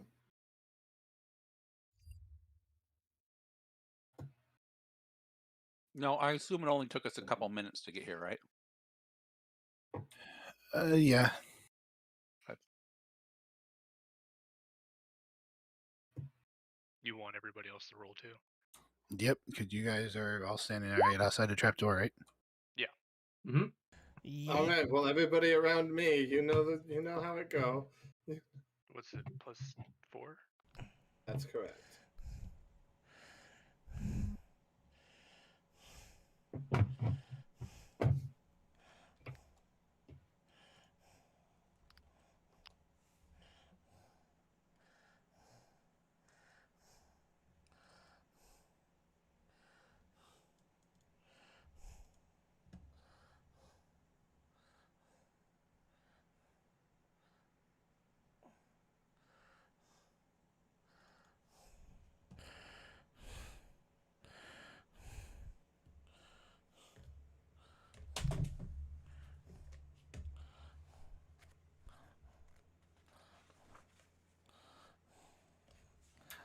Alrighty, that should be everybody, correct? Mm-hmm.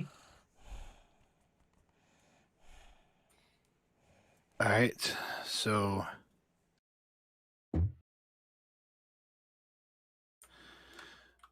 Tal, you're kind of just standing up there. You've watched them go down. You're not really, you don't know what's going on. You still just Oh, kind of want to hang out. So I haven't heard any commotion or anything going on. No, you Okay. you heard yelling in a language you didn't understand. So I'll just stay put and see what other people does. all right, Leo. I'll probably quietly head down and just get at the very top of the staircase, maybe just enough where other people can come down too. So I'll roll. You cannot move out of the way, but you can climb down to the bottom. Yeah, I'll do that. All right. Do you want me to roll stealth for that? Because I'm trying to do it quietly. Yeah, go for it. Okay. 11. Okay. Dean, it is, well, anything else you want to do, Leo? No. I think that's really it. Kind of prepare myself for anything that comes out. All right, so Dean, it is your turn. What would have I have heard so far? Like You from heard, this Natasha yell out and Abyssal get back to your post, I believe it was. Yeah. And then you heard another person say there's somebody here, and then you heard like running away. Okay. Well, I'm gonna telepathically talk to Tao and say like we need to get down there. Oh. There was one. Do you that think sounded they're in like there's- trouble? You won't be able to talk back unless. Oh no, I'm not. Unless it's your turn. But But yeah, I'm saying Yeah. to say we need to get down there. Okay. We heard running away. We don't know what the situation is yet. Okay. Better be prepared. After you. All right, this guy was not surprised because he's well aware of your presence. So you kind of hear his footsteps not go too far, and then you hear again something in Abyssal Val. Natasha, you would make it out to be, there's intruders. The rest of you, I mean, can you understand it, Leo? No, I can understand primordial and giant. Okay, so the rest of you, you can't even hear what's being said, but Natasha, you know that it's yelling out intruders, and that is his turn. Gabrish, it is your turn. Trapdoor, was that on top or? Yeah, it's up on top. Okay, well I can't see the trapdoor because I'm still on the other side of the wall. Yeah. There's no top floor layout, so he'll move you when you get inside. Yeah, you guys went into theater of mind, so you're still on the top floor.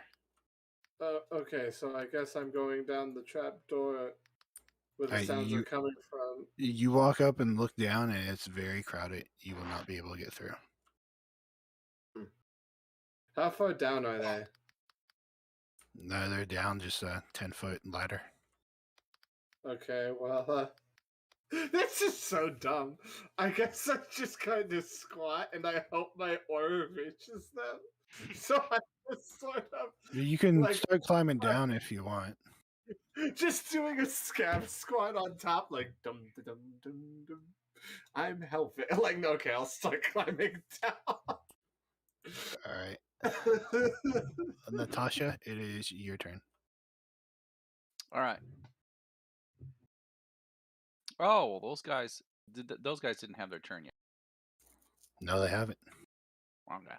They also seem surprised as you step out.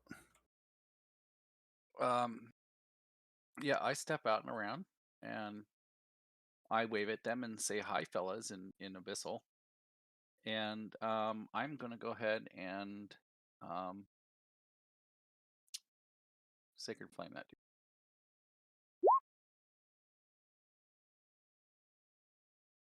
So he needs to make 18 dex save. All right, what does it take on a save? If it saves, it takes nothing. All right, so you kind of focus and you're trying to bring your sacred flame down on it, and it just you kind of watch as it lights up and just fizzles out and does nothing. Okay, that's my turn. All right, Val, it is your turn. All right. I'm gonna follow suit here from Natasha and move around. And I'm gonna try and stab at this one that's in between us. Do you guys do like flanking rules or just Nope. a regular hit? Okay. Just regular. But I didn't forget to roll that part too. So if a 19 hits, then 19 damage. The 19 does indeed hit as you kind of move around and just sink your sword into the back of this creature. It looks exactly like this.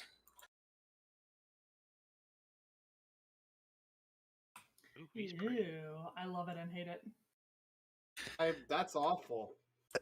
Anything else you wish to do as you pull your sword out and you see this kind of like green blood? Just it's blood and it's reddish, but it almost has like a tainted green to it, and it's just dripping off of your short sword. Nothing that I think I can really use like actions for. I would loosely like to keep an eye down the doorway that's kind of behind me that the other one went through. I'm assuming this one over here. Indeed. Just to kind of like keep an eye out, but I don't have like an action to make a perception check. No, but easily enough, you can see a couple more of these things kind of just hanging out there. They seem to look like they're starting to turn and focus in that direction. But with that, you guys hear this loud booming sound. Oh, actually, I just remembered because I don't play rogues very often. Can I bonus action dodge? Yeah. Then I'm gonna do that. Thank you. Actually, I think that's a monk thing. I think you could bonus action disengage, hide, or Oh yeah, let me yeah, double it's check here part real of quick. cunning action. Oh yeah, dash, disengage, or hide. Probably not gonna hide here. Uh-huh. So all right, no, I'll just stay there. Thank you though. All right. Well, you hear something bellow out in response. It is a very muffled response, but then you hear these thunderous footsteps coming from this direction. Is it these guys' turn or is it somebody else's? Somebody else's turn. It would be these guys' turn, but they were kind of confused by everything going on. They didn't exactly know, so they were surprised. So we'll skip them. If it's their turn though, they need to make a wisdom saving throw. All right. Doesn't matter if they do nothing on their turn; they still need to make a wisdom saving. I still have my aura up.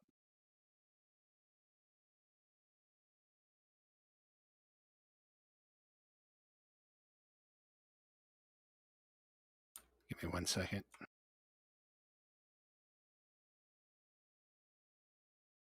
Because it's at the start of their turn.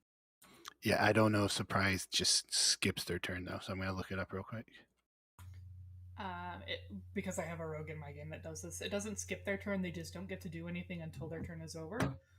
So after their turn, they get their reactions. But Okay, gotcha. They don't get any action All right, so then they will go ahead and make their saves. Wisdom. All right, and they take 18 damage from it. They'll take 15 if they fail. They'll take 7 if they succeed. All right, so they are both bloodied. This guy here on the right looks mortally wounded from your little fairies attacking it. That will bring us to you, Tal, as you kind of see Leo at the bottom of the ladder. And which one of you was climbing down it? Me. Okay, Gabrish is climbing down. Okay. After hearing Shadeen's suggestion to get down there,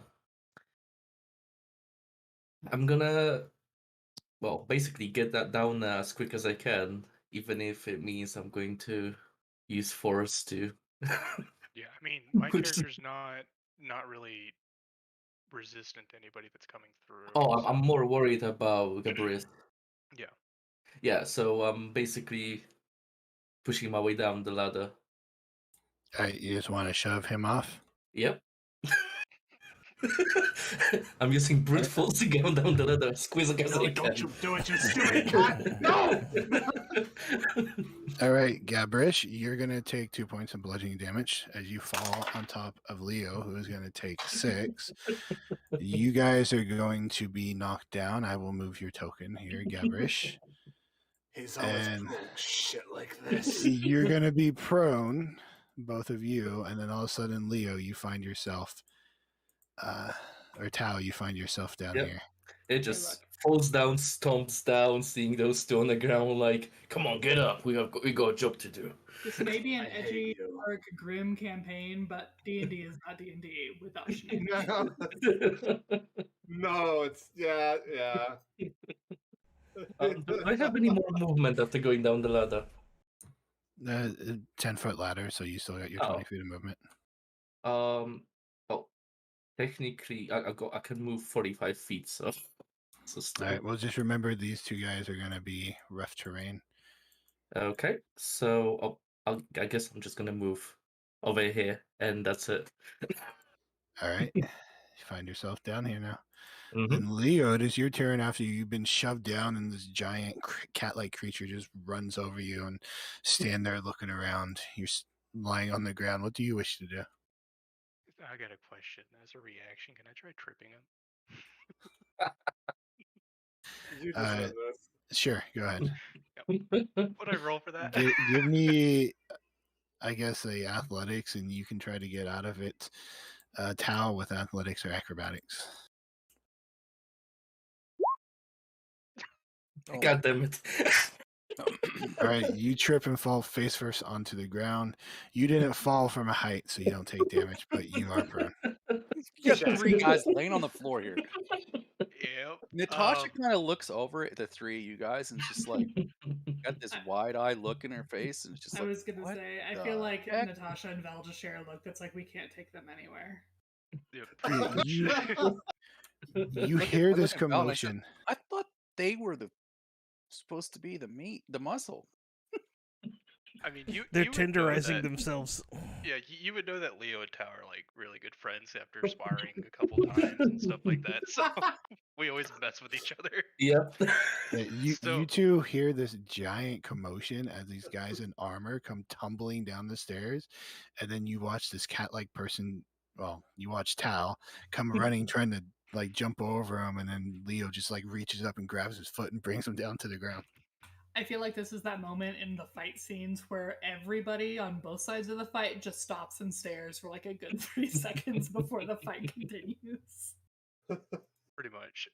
So I'm gonna take half my movement to get up. I'm gonna step over here. I'm gonna attack both of these. So I'll attack Okay. this one first. All right. Not gonna use Great Weapon Master, just a regular roll. So 19 to hit, That hits. 13 slashing damage. All right, it is still standing. And was this one the mortally wounded one? Correct, the one on the right. Yeah, I'll attack that one next. 27 to hit, That hits. 14 slashing. All right. As this thing is indeed kind of like turning and looking at all the commotion, it just seems confused as all get out, and you just step up and just with your greatsword cleave its 2 heads off. All right. Cool. So that's 5 feet. I'm gonna move here. That's 10, 15. There. That's what I'll do. Alrighty. And bonus action. No, I'm good. I'm done. Okay. Oh. She. Is there any way I can make a roll to see if these guys can be charmed? At this point, I would say no. If you want to use that as your action next turn, you can. Okay. Shadeen, it is your turn. Well, after all that scuffles, I won't be taking it too slow and just go head down the ladder if it's not broken. No, it's not broken. Don't land on me. Don't land on me. No, I won't be landing on you. And so that's 10 feet of movement? Yep. Alright. 5. He's heavy train. It won't let me pass. Okay, there we go. Yeah, it's because there's a piece of a door sticking out. I had to do it 3 times. And you want your Drake to come down too? Yes, and he'll be right here.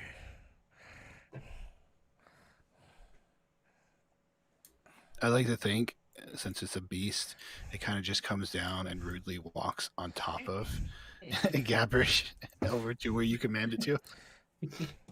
I'm actually just gonna tilt myself so I'm vertical. I mean, I'm gonna. It's gonna jump down, hit him, then it remembers it can fly, and then just starts floating away.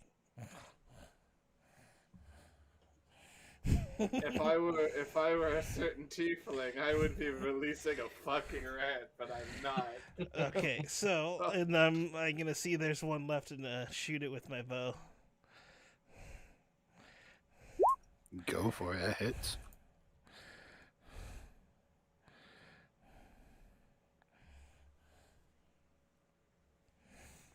All right, so as you come down over everybody, all the shenanigans going on, kind of come around, you take lock on this one, pull up your bow, and you just let loose as it flies right through this thing, stopping just inches away from Leo standing on the other side.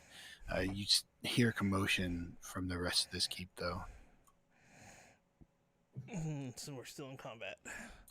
Correct. Anything else you wish to do?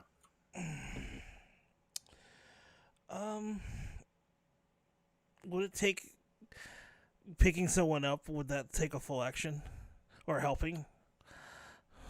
Yeah, helping would be an action. Okay, I'm gonna have Ed come over here.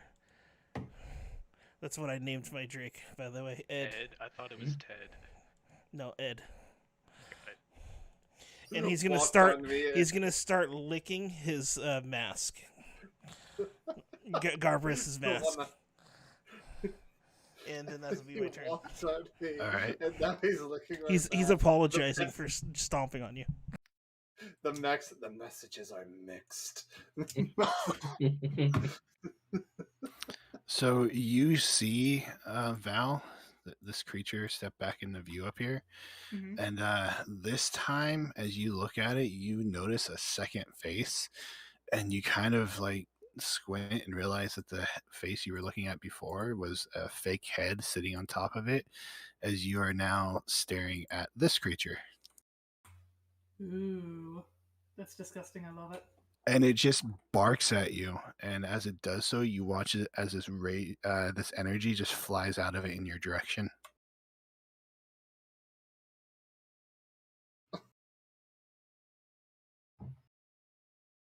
That'd be 17 to hit. 17 does hit, yes. All right, I need you, as well as anybody in 5 feet of you, so that'd be Leo, to give me a strength saving throw. Excellent. Which one is the pally? Do I get to have his aura? He's within 10 you feet are. of you. I don't think that you are within 10 feet of me. He is. She let me is check. within 10 feet of you. You. Is she? Yep. Oh, hang on. That's a corner. One moment. Yeah. Are you here? Are you here? Yeah, Can she's you see here. my pointy Within bit? 10 feet. Okay. Yes. All right. So Okay. Would I get that as well or no? Yes. It's still a 9. So You're a 15, Lee. 15, yeah. All right. You will take 15 points of thunder damage as this slams into you. And then Dang. you will also take 2 points of bludgeoning damage as you are knocked prone. And then you, Leo, you feel like this shockwave just kind of radiate off of Val, and you manage to kind of hold yourself against it. Okay.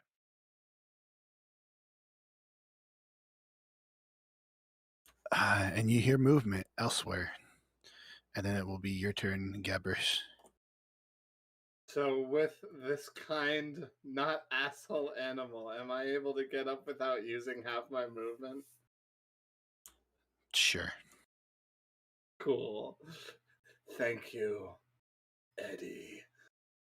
Oh, fuck. This is much worse than I thought it was going to be. I mean, good to know everything is okay. That is awful. Who is there anybody that's hurt? Like really bad? I don't think I'm. No, I'm not bloodied yet. Yeah, I was gonna say really bad now. I'm at about 2/3 of my total health, but I'm pretty okay for the moment, I think. I'm close to being bloodied, to be honest with you. Alright, I'm gonna come over here and be like, pat, and give you 20 HP as an action. Ooh. Have fun with that. Don't spend it all in one place. Well, I'm about to go use that in another room.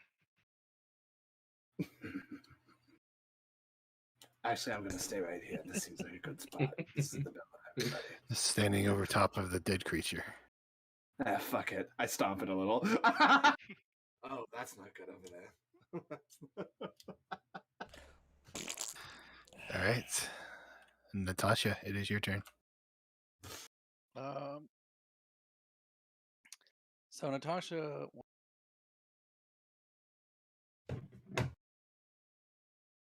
she comes out to here and then sidesteps a little bit, looks around herself, says, "Hi, guys," and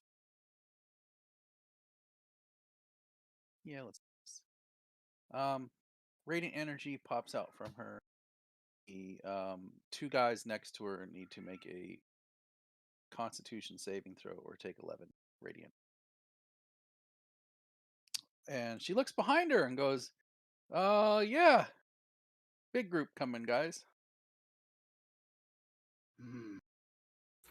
All right. They all 3 of them, or just these 2 Just the next 2. to you? It's a 5-foot Okay, radius. they fell. So they take 11 radiant damage, both. All right. Still standing. Yep. And yeah, I'm going to do it. 60 feet. So I need my spiritual weapon's going to pop back out.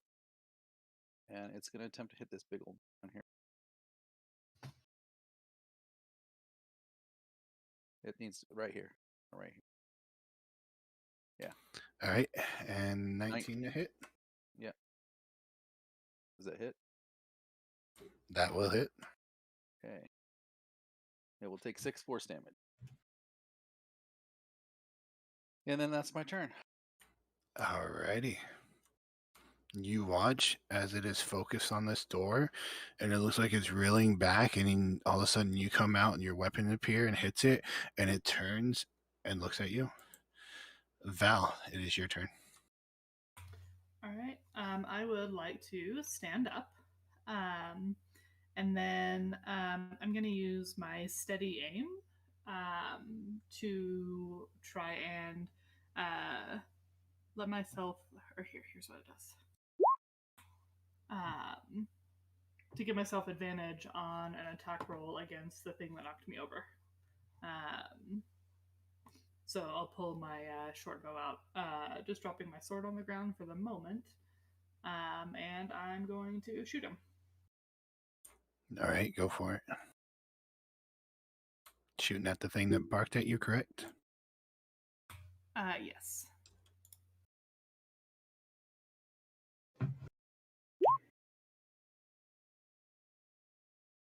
All right, that will hit. Awesome. And then advantage should give me sneak attack, so 28 damage to it.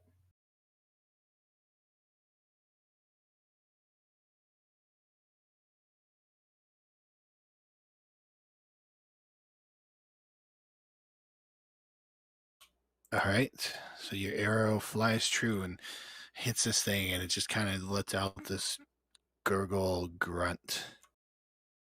And that's your turn? I think I'm going to move over a square like here, so Can't that move. if I fall over, like there's Can't move. thematically. No, I stood up. Yeah, she's No, you Can't can't move because of steady aim. Yeah, your speed's That's 0. right. Never mind. Thank you. Hashtag new class. Who this?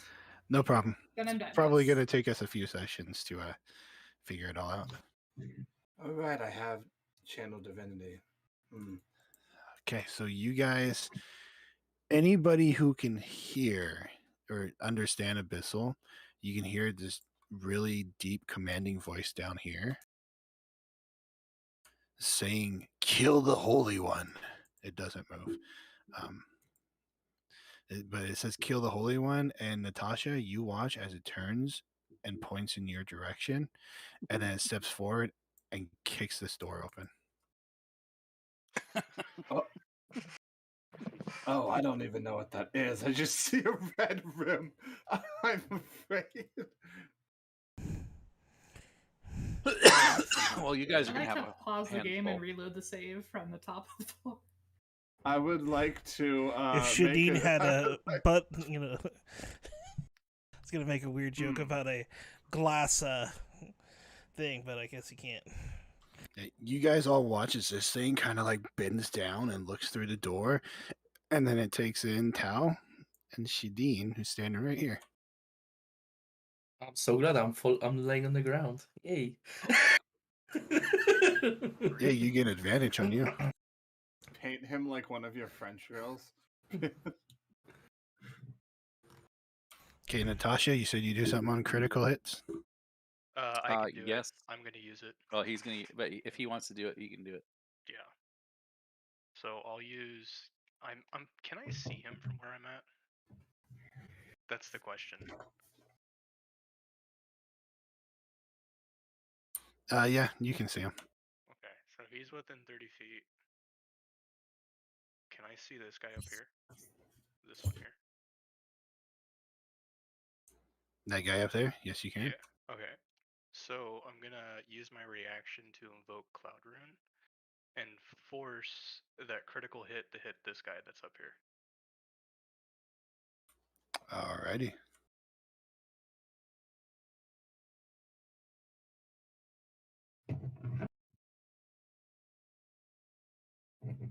I love that. This magic can transfer the attack's effects regardless of the attack's range. Yeah, That is sweet. it is awesome. Oh, you crit my buddy? Oh, I'm gonna crit your mage standing in the back. It'd be a shame if I pull the old switcheroo. Also, Wait it'd be a a minute, shame if I made that mage in the back fail his concentration check. Hang on, I have a. It's this. There we go. Fuck you. My Uno reverse card. So the cool thing about That's this actually rune, that's the rune. It's just an Uno reverse card. the cool thing about this rune is that if somebody tries to attack something that has a higher AC and misses it, but there's another target that has low AC, I can invoke it and have them attack that one instead, like an ally. So it's kind of clutch, to be honest with you. Well, it reaches in towards you, Tal, and it like goes to swipe at you, and it just there seems to be this shimmer as you, Natasha, hear this thing cry out in anguish and just collapse to the ground. But it will continue trying to attack you. Nice trick.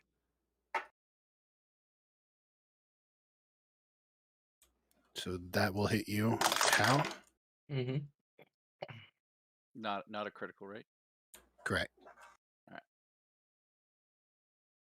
right. That will be 11 points of slashing damage.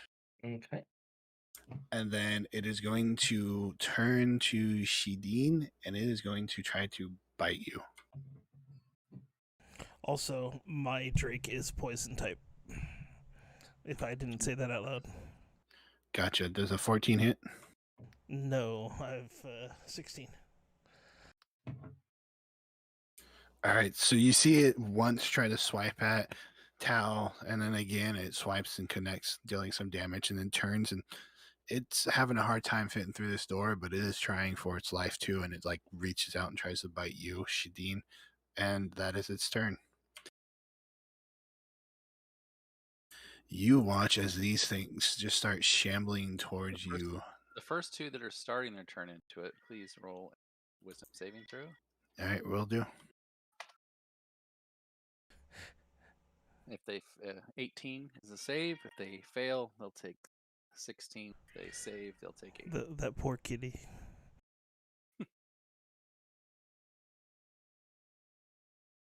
All right, they do fail. They take the damage. One of them's bloodied. They're both bloodied, but they are still standing. All right. And you watch as these ones down below, they just start shambling in your direction. They don't seem to be moving very fast. Okay. If they enter the aura, they need a wisdom saving throw. All right.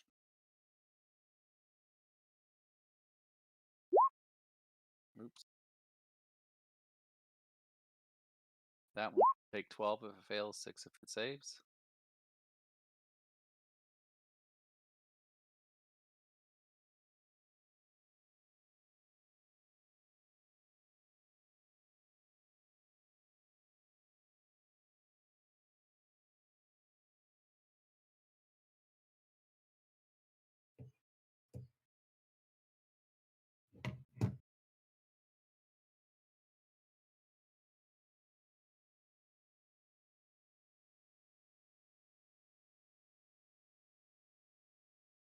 Sorry, just moving a lot of stuff around right now. Oh, that's fine. That's all right.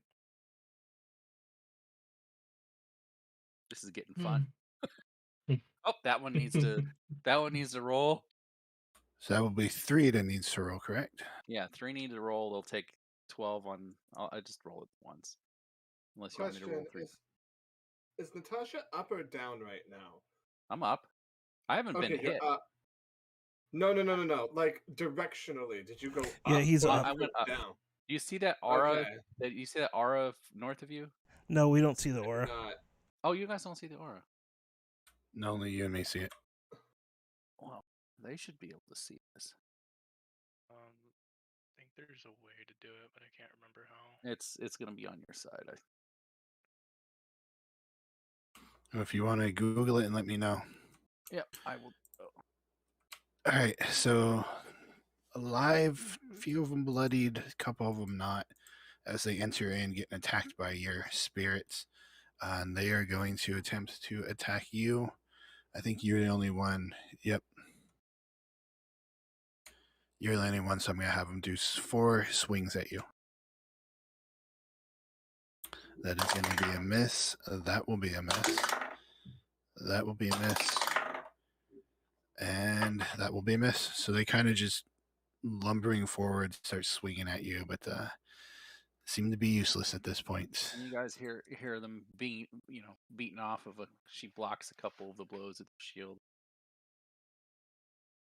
Yeah. Bring it, boys. All right.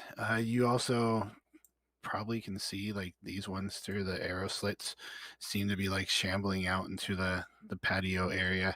But Tau, it is your turn. Okay. So I'm gonna get myself up, dust myself off. Can I move any closer to this thing, or is No, that? Oh, okay. It's right up on you. Okay. I don't know if that's gonna work, but I really want to try it. I'm gonna look it dead in the eyes. Rar. Wow. Oh, the DC is 8 plus. That's 12 plus. Your That's con 15. 15 DC Wisdom saving throw. All right, so you're looking at this foul, wretched, twisted, demonic-looking creature, and you step up and you try and intimidate it, and it Yes. literally just looks down at you and just smiles very big. And hold on, let me see. What languages is it now? How's it telling you to go fuck yourself? In what language? Okay, telepathically, you hear this Oh. booming voice in your head say, "You'll be a fine kill." Okay, after hearing this, I just reply, "You too." All right. You seem And to get the Another Uno feeling. reverse. You, Oh you god, seem to it's get your the fault. feeling that this thing wasn't even slightly intimidated by that. That's fair. And without the rage, because that was my bonus action, I'm gonna just make 2 swings Go for it. for 18 and for 23. Both of those hit. I'm gonna use my Drake's reaction to add a 25. 1d6 to one of those rolls and poison damage.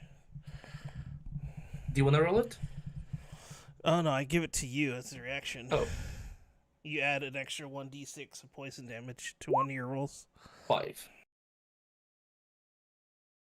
Oh, 20, 30.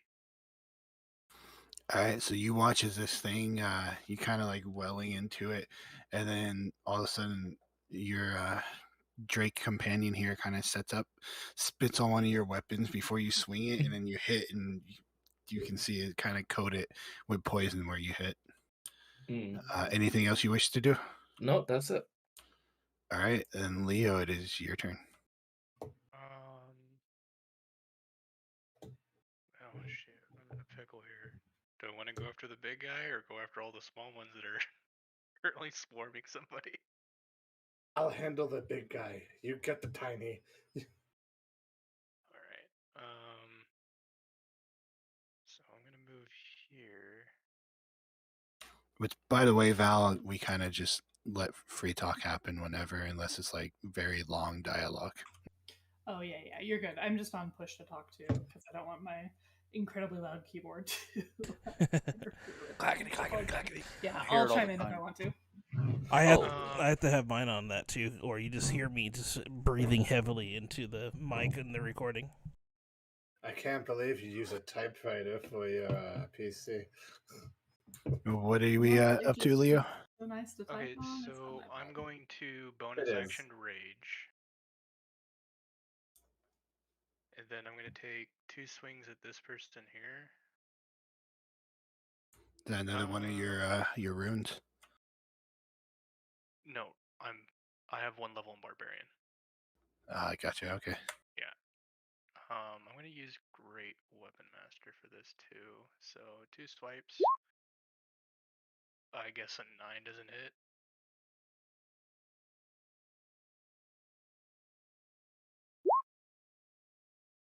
Nine does not hit.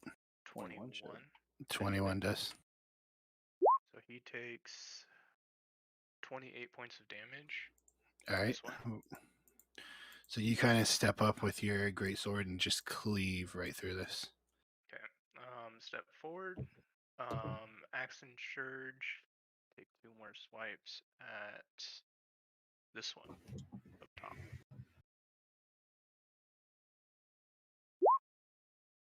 That hits.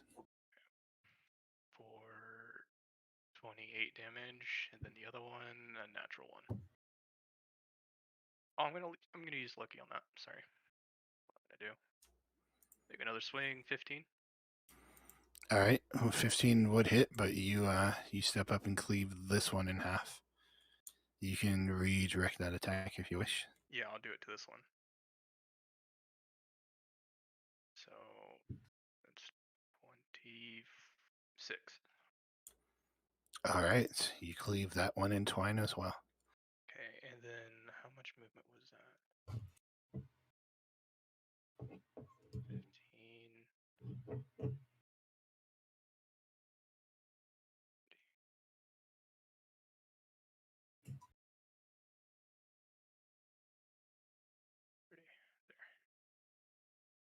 that's my turn. I believe that was the correct movement. Double check. Yep. That's my turn. All right, Shideen, it is your turn. All right, I'm gonna back up. Probably get an opportunity attack on myself. Don't know. I think so. That's you. Actually, let me see. Yeah, I was right next to it, so I was right here.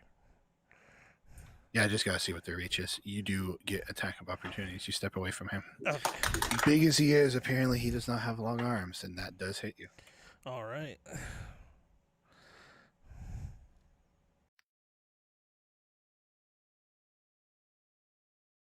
And while this is happening, I'm gonna move my Drake here. You will take 14 points of damage as he claws into you.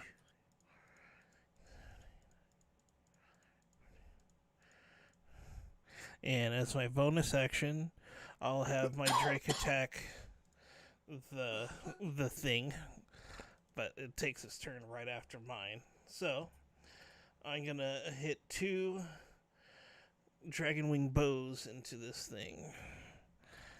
This giant guy staring you down through the door. Yep. Both of those miss. All right. Having to aim between this giant cat person and your Drake, you just end up hitting the top of the doorway. Yep. And I need to, let's see, what is it? Anything else you wish to do? Yes, since it's my Drake's turn now, so he gets to bite. He's gonna bite at it. Attack. All right, go One ahead. attack plus 3. Okay. Just making sure it was a plus 3. So Yeah, roll that was a weird stat block. Yeah, like. All right, 14 hit. 14 just hits it. All right, so, and since it's gonna hit for 2d6 because of my feature at level 7, which gives it another d6. 2 piercing and 2 poison damage. So 4 in total. Alrighty. Anything else you wish to do? That will be my turn. Alright. You guys hear kind of some commotion. It's hard to see because this giant dude's in the doorway. But Tasha, you watch as this guy kind of runs up to here and stops. Mhm. And he's just going to bark at you. So see if he hits. Hold on. All right, that is a natural 20. Can I see him, by the way? Okay, well, he won't crit. I use. Oh, you're going to use your crit. I was going to do something else. I'm gonna use that. He's not gonna crit me. Right. Yeah, I would say you couldn't even see him Yeah, anyways. There he is.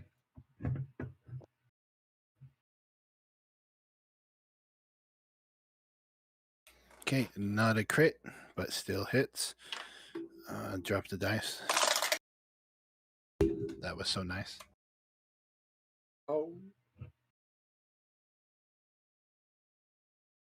Oh. very happy I packed with Vivify. All right, you will, as this force field just hits you and slams into you, take 11 points of damage. And I also need you to give me a strength saving throw. I'm not within 10 feet of Gabri's. Correct. No. That's not advantage. Sorry, a 9. All right, then you will take another 3 points of bludgeoning damage as you are slammed to the floor and you are now prone. And you watch as he steps back. And it is now your turn, Gabrus. Hold a second. Try something fun. I am still holding my concentration. Alrighty. Okay, good. We're good? We're good. Okay, so Gabrus is going to see this biggin like in the doorway. The sunblade is going to be shining even brighter as he casts Blinding Smite on it. because I kind of want to be an asshole, frankly. And I'm gonna slap the shit out of him with the sunblade, and I hope I hit him. Well, let's see. That will miss. That will hit. Oh, thank God. Okay, well that, and let me get you blinding smite. Talking real mad shit until the caw motherfucker makes you blind. And let's see, spell description. Constitution saving throw. That's going to be a DC 15 con save. He's probably going to make it. But you know. I'm that's gonna fine. use my reaction again to add another 1d6 to his attack roll All right. from Oh, my cool. drink. Oh, I rolled a 4 to the DM. I also just love the like mental image that I have of this blinding smite just being a giant flock of radiant crows pecking at his eyes. You know, yeah, that's awesome. That's exactly what that is. Good on you. Yes. That way Alright, you can literally pull the like caw motherfucker. anything else you wish to do? I'd wish to know if he's blinded. So you step up and you slash down onto him, and you see like this flash of light, and you watch as your ravens would appear to try to peck at this thing, and it kind of just waves it away like it didn't take effect. Okay. I'm going to take a low stance so that let me see. Shidin? Is that how you say it? Can like shoot over me. Shidin. Shit. Shidin. Not shit. No, don't shoot me again. Oof. I'm not shitting. Yeah. It's okay. All right. Well, that will bring us to Natasha. Tasha will stand up. I will use my action to disengage. I will walk forward to here. 15 feet of my movement. We'll use my bonus action to have my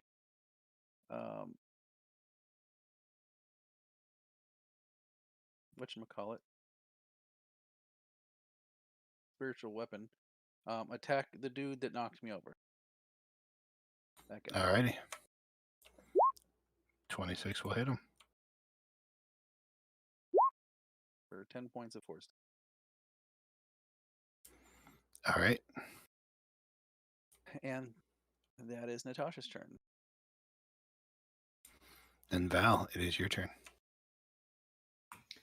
Alrighty, I will stay where I'm at because I don't think that I can't see anybody that can knock me over again from here.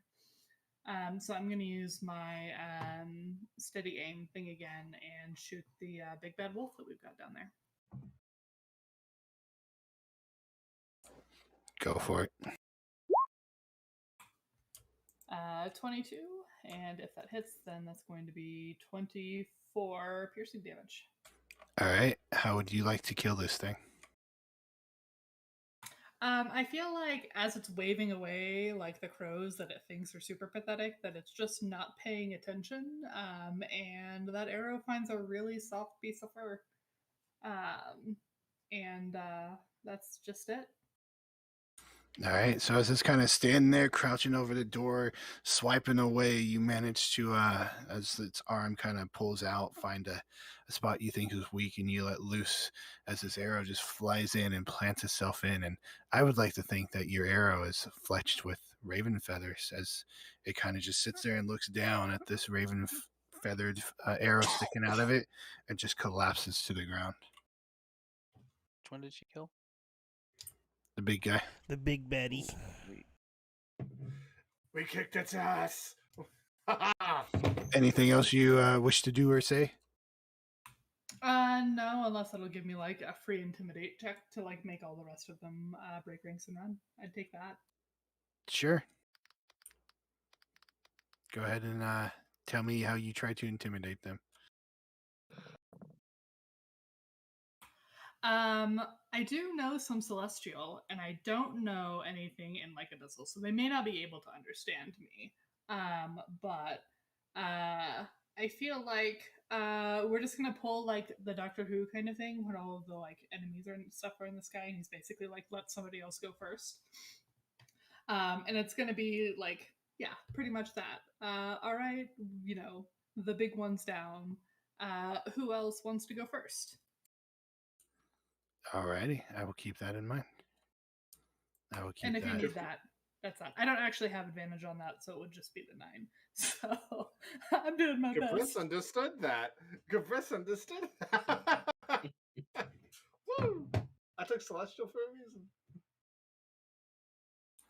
All right, so I'm just moving people so we can see who needs to make throws or not.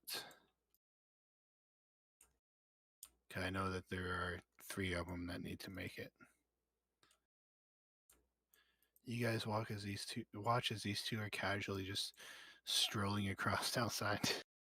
Now, is this one going to continue to go after me? No, it seems to have turned its attention as you ran away. So these 3 are just going to be the ones who make the roll. Okay. They're going to take 15 if they fail, 7 if they succeed. All right, so that guy collapses as he just gets swarmed upon. The other 2 are still standing though.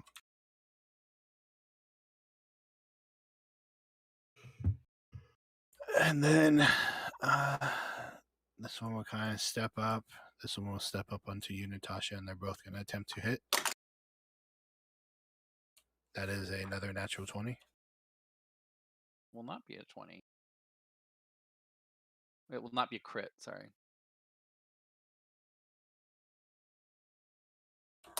And you will take 5 bludgeoning damage as it kind of steps up and just sluggishly hits you with one of its stumpy arms. And then the other one will attack and hit you. Wow. Good, getting good at hitting me. And that will be 6 points of bludgeoning damage. And then this one's going to move up here into you, Leo. And then these 2 are going to take attacks. So that will miss, and that will miss as well. And that's all their turns. Tau, it is your turn as you watch this thing just collapse. You should have flew when you had a chance. Can I get in here? Yeah, you have to climb over this thing's body, but you can get there. Yeah, okay. Ooh, can I get here? I'm gonna see this guy over here. Did he notice me? Yeah. As you come out, he kind of looks over at you. I'm just gonna stand above him. Gonna turn on my rage.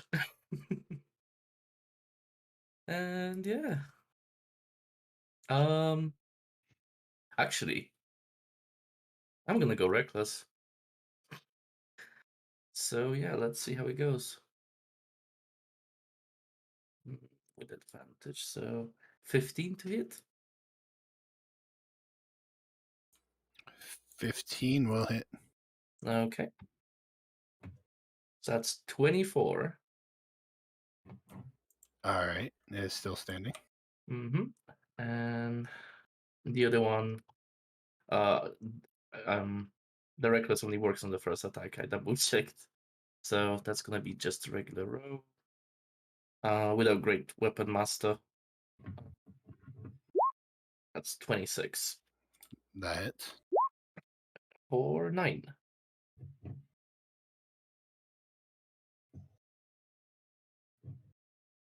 All right. Anything else?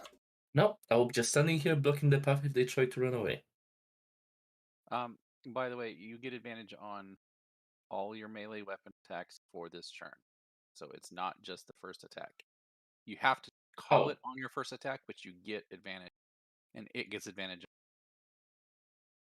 Oh no, I know they get the advantage buff for the reckless. You get it on all your melees. Yeah, you get it on all your melee attacks that take strength. Oh, fair enough. I mean, 26 is good enough anyway. Could be a natural 20. Yeah, you could get a natural 20 on it. Nope. All right. And that was your turn? Yep. Okay, Leo, it is your turn. Okay, I'm gonna attack the one up north of me twice. Yeah, I'm gonna use Great Weapon Master too. So the first attack, 21 That will hit. takes 25 damage. Second attack, 22, Yeah, it hits. and a 28. All right. As you're just a lawnmower amongst these things, you cleave this one in half as well. Then I'm going to sidestep to here. See, what can I do for bonus action? No, that's it. Yeah, that's my turn. Alrighty. Shideen, it is your turn.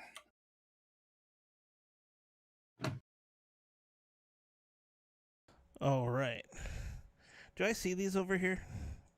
Or is that like below? Yeah, you can see them through the arrow slits. Okay. They're just like shambling across. They seem like they have a goal in mind, but they're moving very slowly. Okay, can I attempt to shoot at these? Or this one? You can. You're going to shoot them through the arrow slits. Yeah. I'm going to come closer so I can shoot it.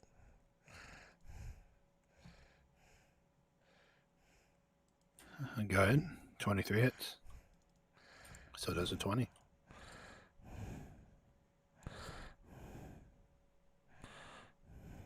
All on this one.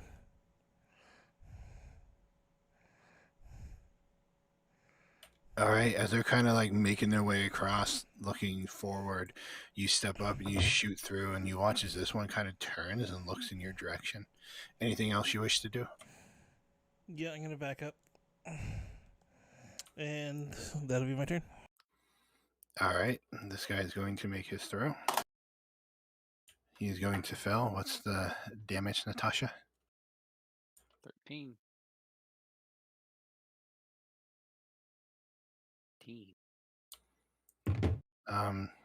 Tal, weren't you standing there?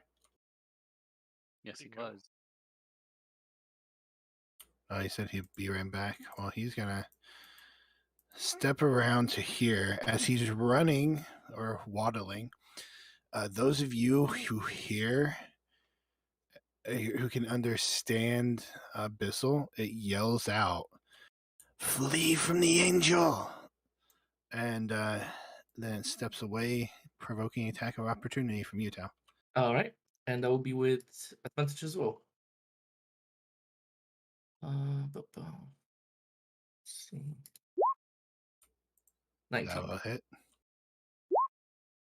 or 16. Leo, you are standing in the path of lightning. Well, Oh, as there it we go. goes waddling around, yelling to flee from the celestial, you just take your great axe and just cleave it, and it collapses to the ground, twitches a bit. Gabrus, it is your turn. Any more over where you are?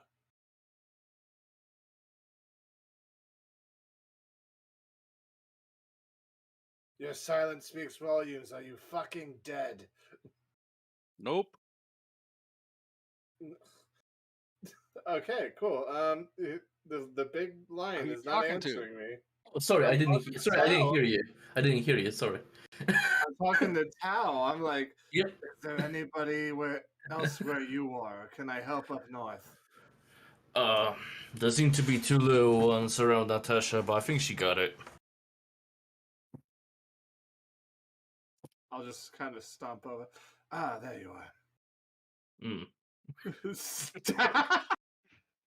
All right, go for it. Just casually walks. As you enter the aura of angels floating around. He's just very casually walking through them. Excuse me, pardon me. Excuse me. Stab. Stab. And both of those hit. We're just 17 damage to that thing. Neat. I'll All walk right. over here with my remaining movement. It collapses down dead. Anything else you're doing? Nope. Just getting ready to stab the next one. All right, Natasha, it is your turn. All right. Well, Natasha's going to move up here. And then my spiritual weapon's going to move right here. And it is going to attempt to stab this guy. It will It's going fail. to miss. Which of these look worse for wear? Actually, this they're guy hasn't Definitely even been this hit. guy up here. This guy hasn't been hit before, has he? He took damage from your spirits. Oh, did he? Yep. Okay. This one's Well. the worst for wear, though. Well, this one here, I didn't see that one guy at first. So that one there is going to get a Sacred Flame cast. He needs to DC 18 Dexterity save or take 12 Radiant. Well, he will fail as you watch as your sacred flame ascends upon him, and he just collapses this withered husk. That's my turn. All right, Val, it is your turn. Alrighty. I think the only ones that I can actually see from here are these two that are kind of out here in the lobby, and like one right there. That is correct. She doesn't know that they like have said that they're fleeing, but is there any like visual indicator that like they might be running? These ones, no. They look like they're still intent on attacking. Okay, sounds good. Well, I'm going to assume that Kelvik is going to be able to take care of like this one up here because there's just a sea of dead bodies around it, and he seems pretty capable. So I'm gonna step over to an arrow slit, and I'll take a shot at this one, right. and see if I can't take him down. 14 will hit. And no with sneak that, attack damage, it's just the 4 piercing, because I don't think I have any way to get sneak attack on it. no, but even with your 4, as you kind of step up, you just let loose and into its gaping maw and out the back of its head it goes as it just kind of crumples backwards onto the ground. Excellent. I'll take that one down, and then there's a lot of fighting on the other side of the wall I can't see, so I'll call out, how are you guys doing over there?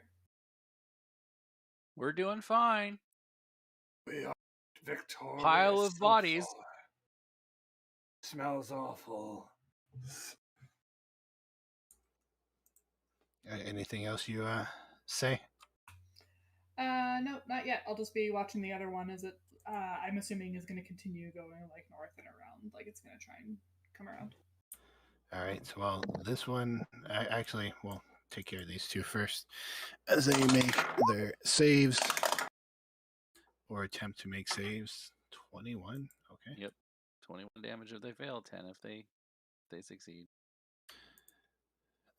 They both, as your little spirits are just swarming around them, just beat them, stab them, bloody them up. This guy, however, he's going to step up because he kind of heard this one fall. He kind of turns and looks, and he just steps up and he starts trying to like put his stumpy arm through the window unsuccessfully. That is what he is doing. Tao, it is your turn as you're kind of looking around. Everything seems to be dead. I look at Gabrice and ask, is there anything we should know about this place? I could ask the big guy that we just killed if... Oh, well, about this area. And I'm literally just saying that and you might be confused what I'm talking about. Absolutely. Like, we all have the same information. What are you talking about? Oh, well, but they've been living here. They might know something more about traps, other enemies. You should wait till everybody is done. I'm sure the group would like to question him collectively. So I'll just wait here in the corner. All right. But in the meantime, try not to land on anybody. Leo, it is your turn. Can I see this guy trying to get his stumpy arm in here? You can. Okay, I'm gonna run over there. You just kind of hear this little thumping sound, and you turn and look and see him trying to stick it through. Can I grab his collar and pin him up against the wall? It is too big for your hand to fit through, but a blade or an arrow could easily fit through it. Oh, well, I'm just gonna take some stabs at him.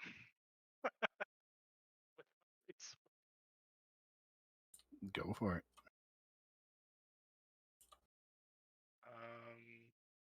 Okay. Yeah, same thing, everything. That will hit. For what? 25 damage. Second attack. Assuming that won't hit. That will actually hit. Oh, really? Yep. Wow. So as this thing's kind of standing there, they seem a little dense, a little slow, slumbering. Still very fiendish and demonic in their appearance, but you take it these are probably like the lowest level, lowest tier. And whether or not you have any pity for it, it's up to you. But you step up and one jab through, you pull it back, and it's kind of just sitting there gurgling and sucking. And then the second stroke, you just go through right into its mouth and out the back of its head, and it just goes limp on your sword. And as you pull it forward, its head kind of presses up against the slit as you pull it out, and then it just slides down. And you guys all find yourselves kind of just standing here taking a breath, looking around at all the carnage and destruction, not only that you have caused, but that was here before you even showed up. And you realize that the battle for now is over, but there is this ever growing, well, it's louder now as you are in the keep, this droning sound that seems to be coming from beneath your feet. Take solace in living thus far. It's gone better than I expected, I'll be honest. Where's everybody? Oh, there you are, Leo. Well, the guardians will drop. Alrighty. Can I make a check to see what type of monsters these are? And if they're immune to charms? Sure, you can give me a, what is that, Arcana? Okay, so I believe one of my runes give me advantage on Arcana. Everyone doing okay? Check. I'm fine as of right now, but thank you. Anybody look? They're bloodied. I'm down about like almost 20 hit points, but that's all. You got a couple of scratches, but nothing too major. So the storm rune does. All right. So go ahead and give me a roll.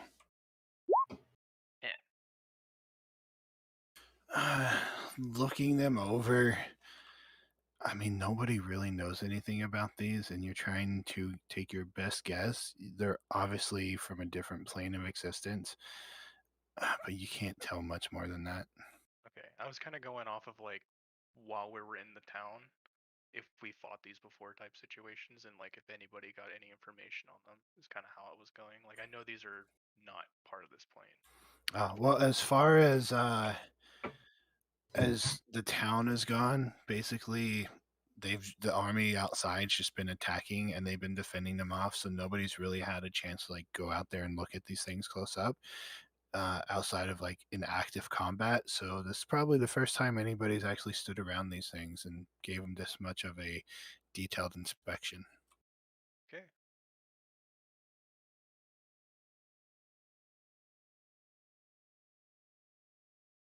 So it sounds like the droning sound is beneath her feet. Might want to check that out eventually. Do we need to take a rest? If we want to, I can take a quick glance around and see if there's anything else like of interest in here. Yeah. Well, instead of checking it out, why don't we ask about it?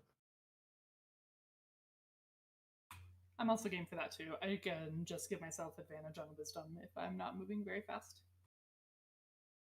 Well, on perception, I guess, specifically. But Well, let's do this. Let's have Val go ahead and check the area and see what she finds. And then, I guess ask one of these creatures to see if they know anything about this. In the meantime, I'm going to take a short rest, if that's alright. I will join you in that short rest. Short rest would not be bad. Although, Val, I must commend you.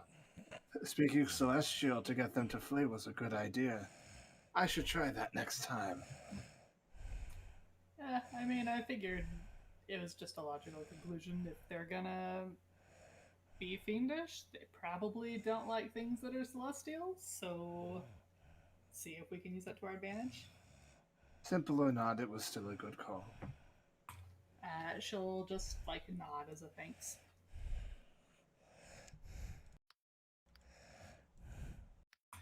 Do we want me to take a quick look around? Indeed. All right. I'm not gonna move my token around, but as long as I don't like see or hear anything hostile, I'll like kind of wander around the areas that appear to be relatively safe around here. If that's all right. Yeah, go ahead. Give me. You're trying to be stealthy about it too. Yeah. Go ahead and give me a stealth check. I will also take the rest with them. So Yeah, and I shouldn't have had advantage on the stealth check, but I guess it didn't really make a huge difference there. So you kind of. I'll move your token around. Explain things. Cool. So you kind of come here and obviously find the hallway. As you're looking up here and in this area, you can kind of make out that at some point in time this was like dining room, kitchen. You come in here, looks to have been some kind of altar room, but there's a lot of obvious signs of like they've been trying to deface things in here. You come down into this area, you kind of have no idea what this is, but you do make your way back here. So you kind of look out, you can see the little courtyard that leads up to the obvious front doors. You also have noticed that there were holes broken in the wall, probably from the fiends attacking. But you come into these rooms and you notice that they kind of have like weaponry in here. You step up and see the arrow slits, and then you notice stairways. Do you investigate down this stairway? Because you don't hear anything other than that kind of droning sound. I'm gonna actively go pretty slowly because like I don't want to be too far away from everybody, but I am pretty confident in my abilities, so I'm gonna go ahead and move a little bit more slowly. Okay. So then you'll go ahead and join me over on this page once I get your token over here. DM, I'm going to use second Fucking for my nice. my short rest, by the way. Okay. Also, be right back. And also, just in case, the general plan of action is if I see something that looks like any kind of like reasonable threat, and I feel like I get noticed, I'm gonna cast invisibility on myself and head back to the party.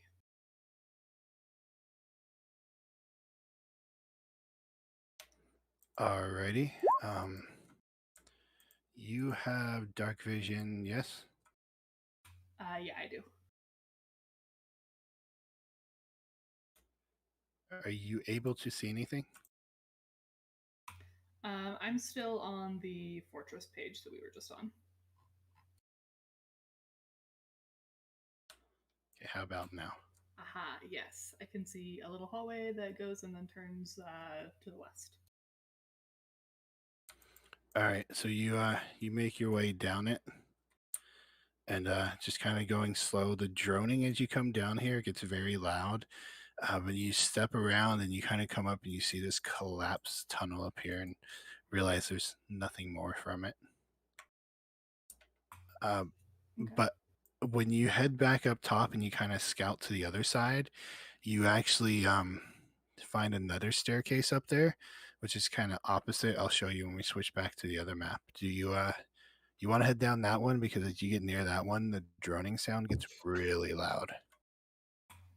I'll pause and like if it feels like the droning is gonna like maybe cause any kind of like anxiety or anything like that, or if she feels anything that might like basically if she feels anything that's gonna like influence her ability to like make a rational decision to get out, like if she's zoning out or any of those kinds of things, she's not going to proceed alone.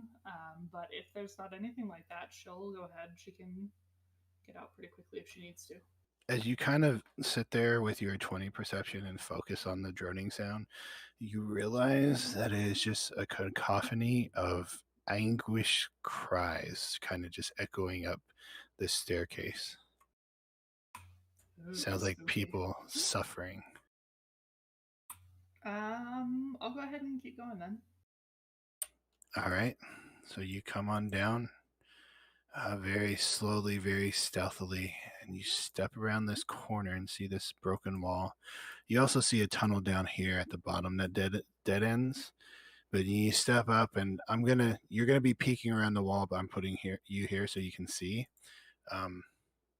You look into this giant room through this broken wall, and the floor just seems to be made of people, all different kinds of races that have been flayed or whatever, just laid out and obviously trodden on. But then as you look up at the walls and the ceilings, you just see these bodies that kind of have these things wrapped around them, pulling them in, making like this giant flesh cavern.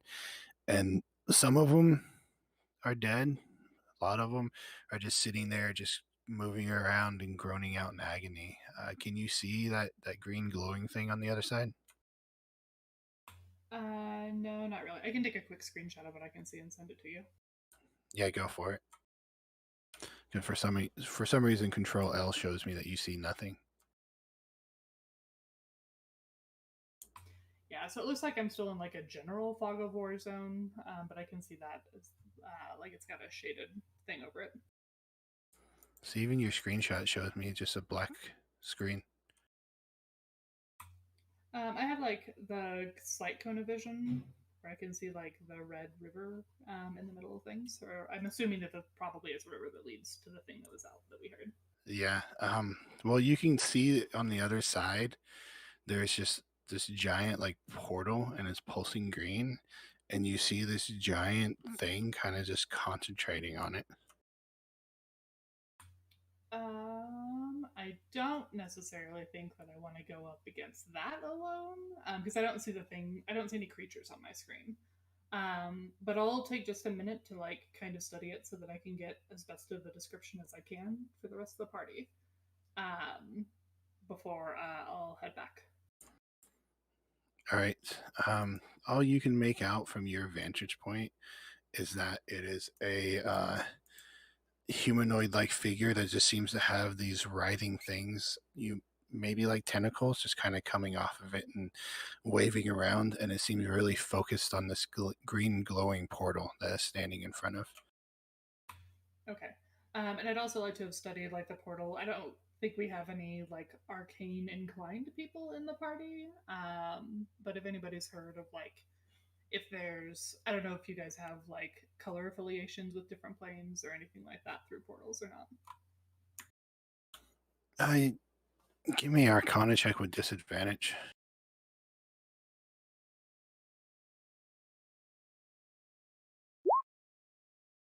Doesn't Probably ring not. any bell to you. All right, sounds good. Well, I'll make my way back to the party. I don't know if they've finished a short rest or not yet, but I'll let them know what I know. No, the short rest wouldn't be finished by this point. Okay, cool. Then I'll get them filled in on what I found as we're finishing the short rest. All right, well, go ahead and get them filled in. And once that's done, I guess we can call it a night. So if you just want to tell them how you would tell them. Sure. So, hang on one second. Heck, I'm pushed to talk while I'm on a text page. It's fine. I was going to add it to my notes. Okay, so I'll let them know that the tunnel through the south entrance is collapsed, but we can get downstairs through a staircase, and I'll like gesture over towards the northern entrance to the basement. I don't think that whatever it was that was down there noticed me in any way, shape, or form, but it appears to be concentrating on some kind of a portal. So if we can interrupt that, we can probably get that portal closed. And I don't know if it'll be enough to like turn the tides or anything like that, but it'll at least make this general area a little bit safer. That's correct. And maybe that will be something.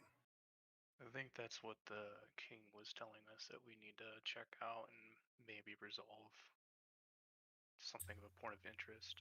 Yeah. We At the get very this. least. Oh, go ahead. Go ahead. No, you first. Uno reverse. It's now you.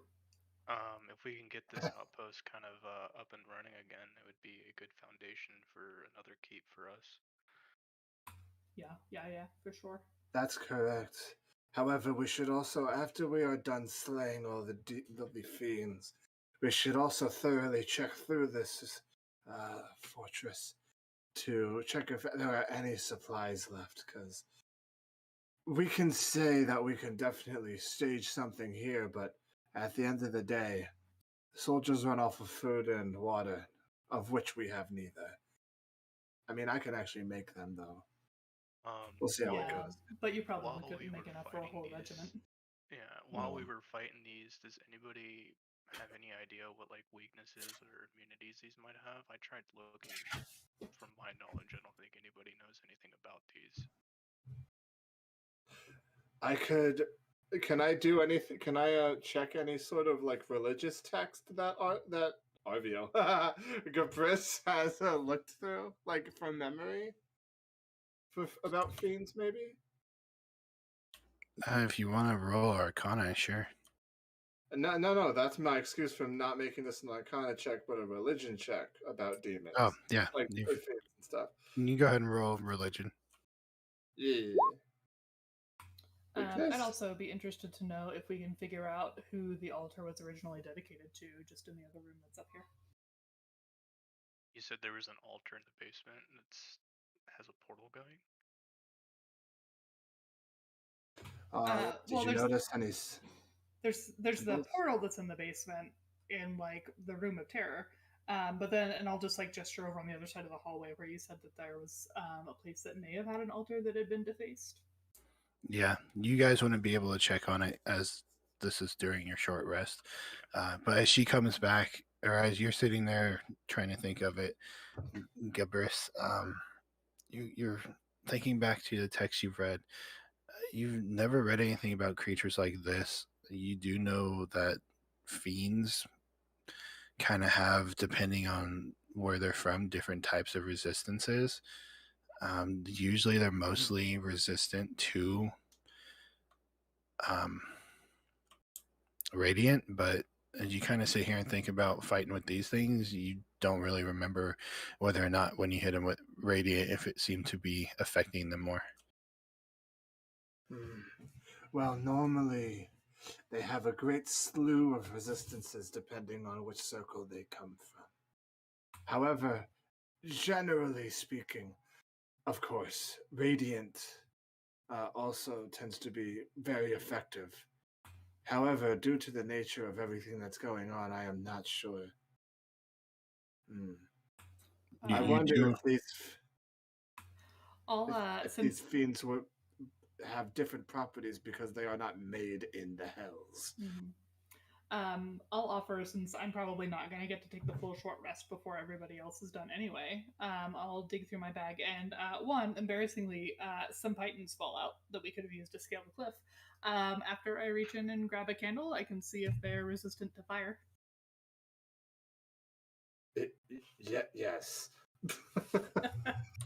As you guys, just a note, by the way, as you guys have sat here taking your short rest, you have noticed these things kind of like their skin melt away, their flesh melt away, their bones melt away, and all that's left on the floor is just this like tarry, sticky mess. That's okay. I've got a tinderbox and a candle. We'll see if the tar's flammable. That'll do. That's fine. But as you guys come to your conclusions of what you think you might want to do next, as our session is over, we will go ahead and call it here for the night.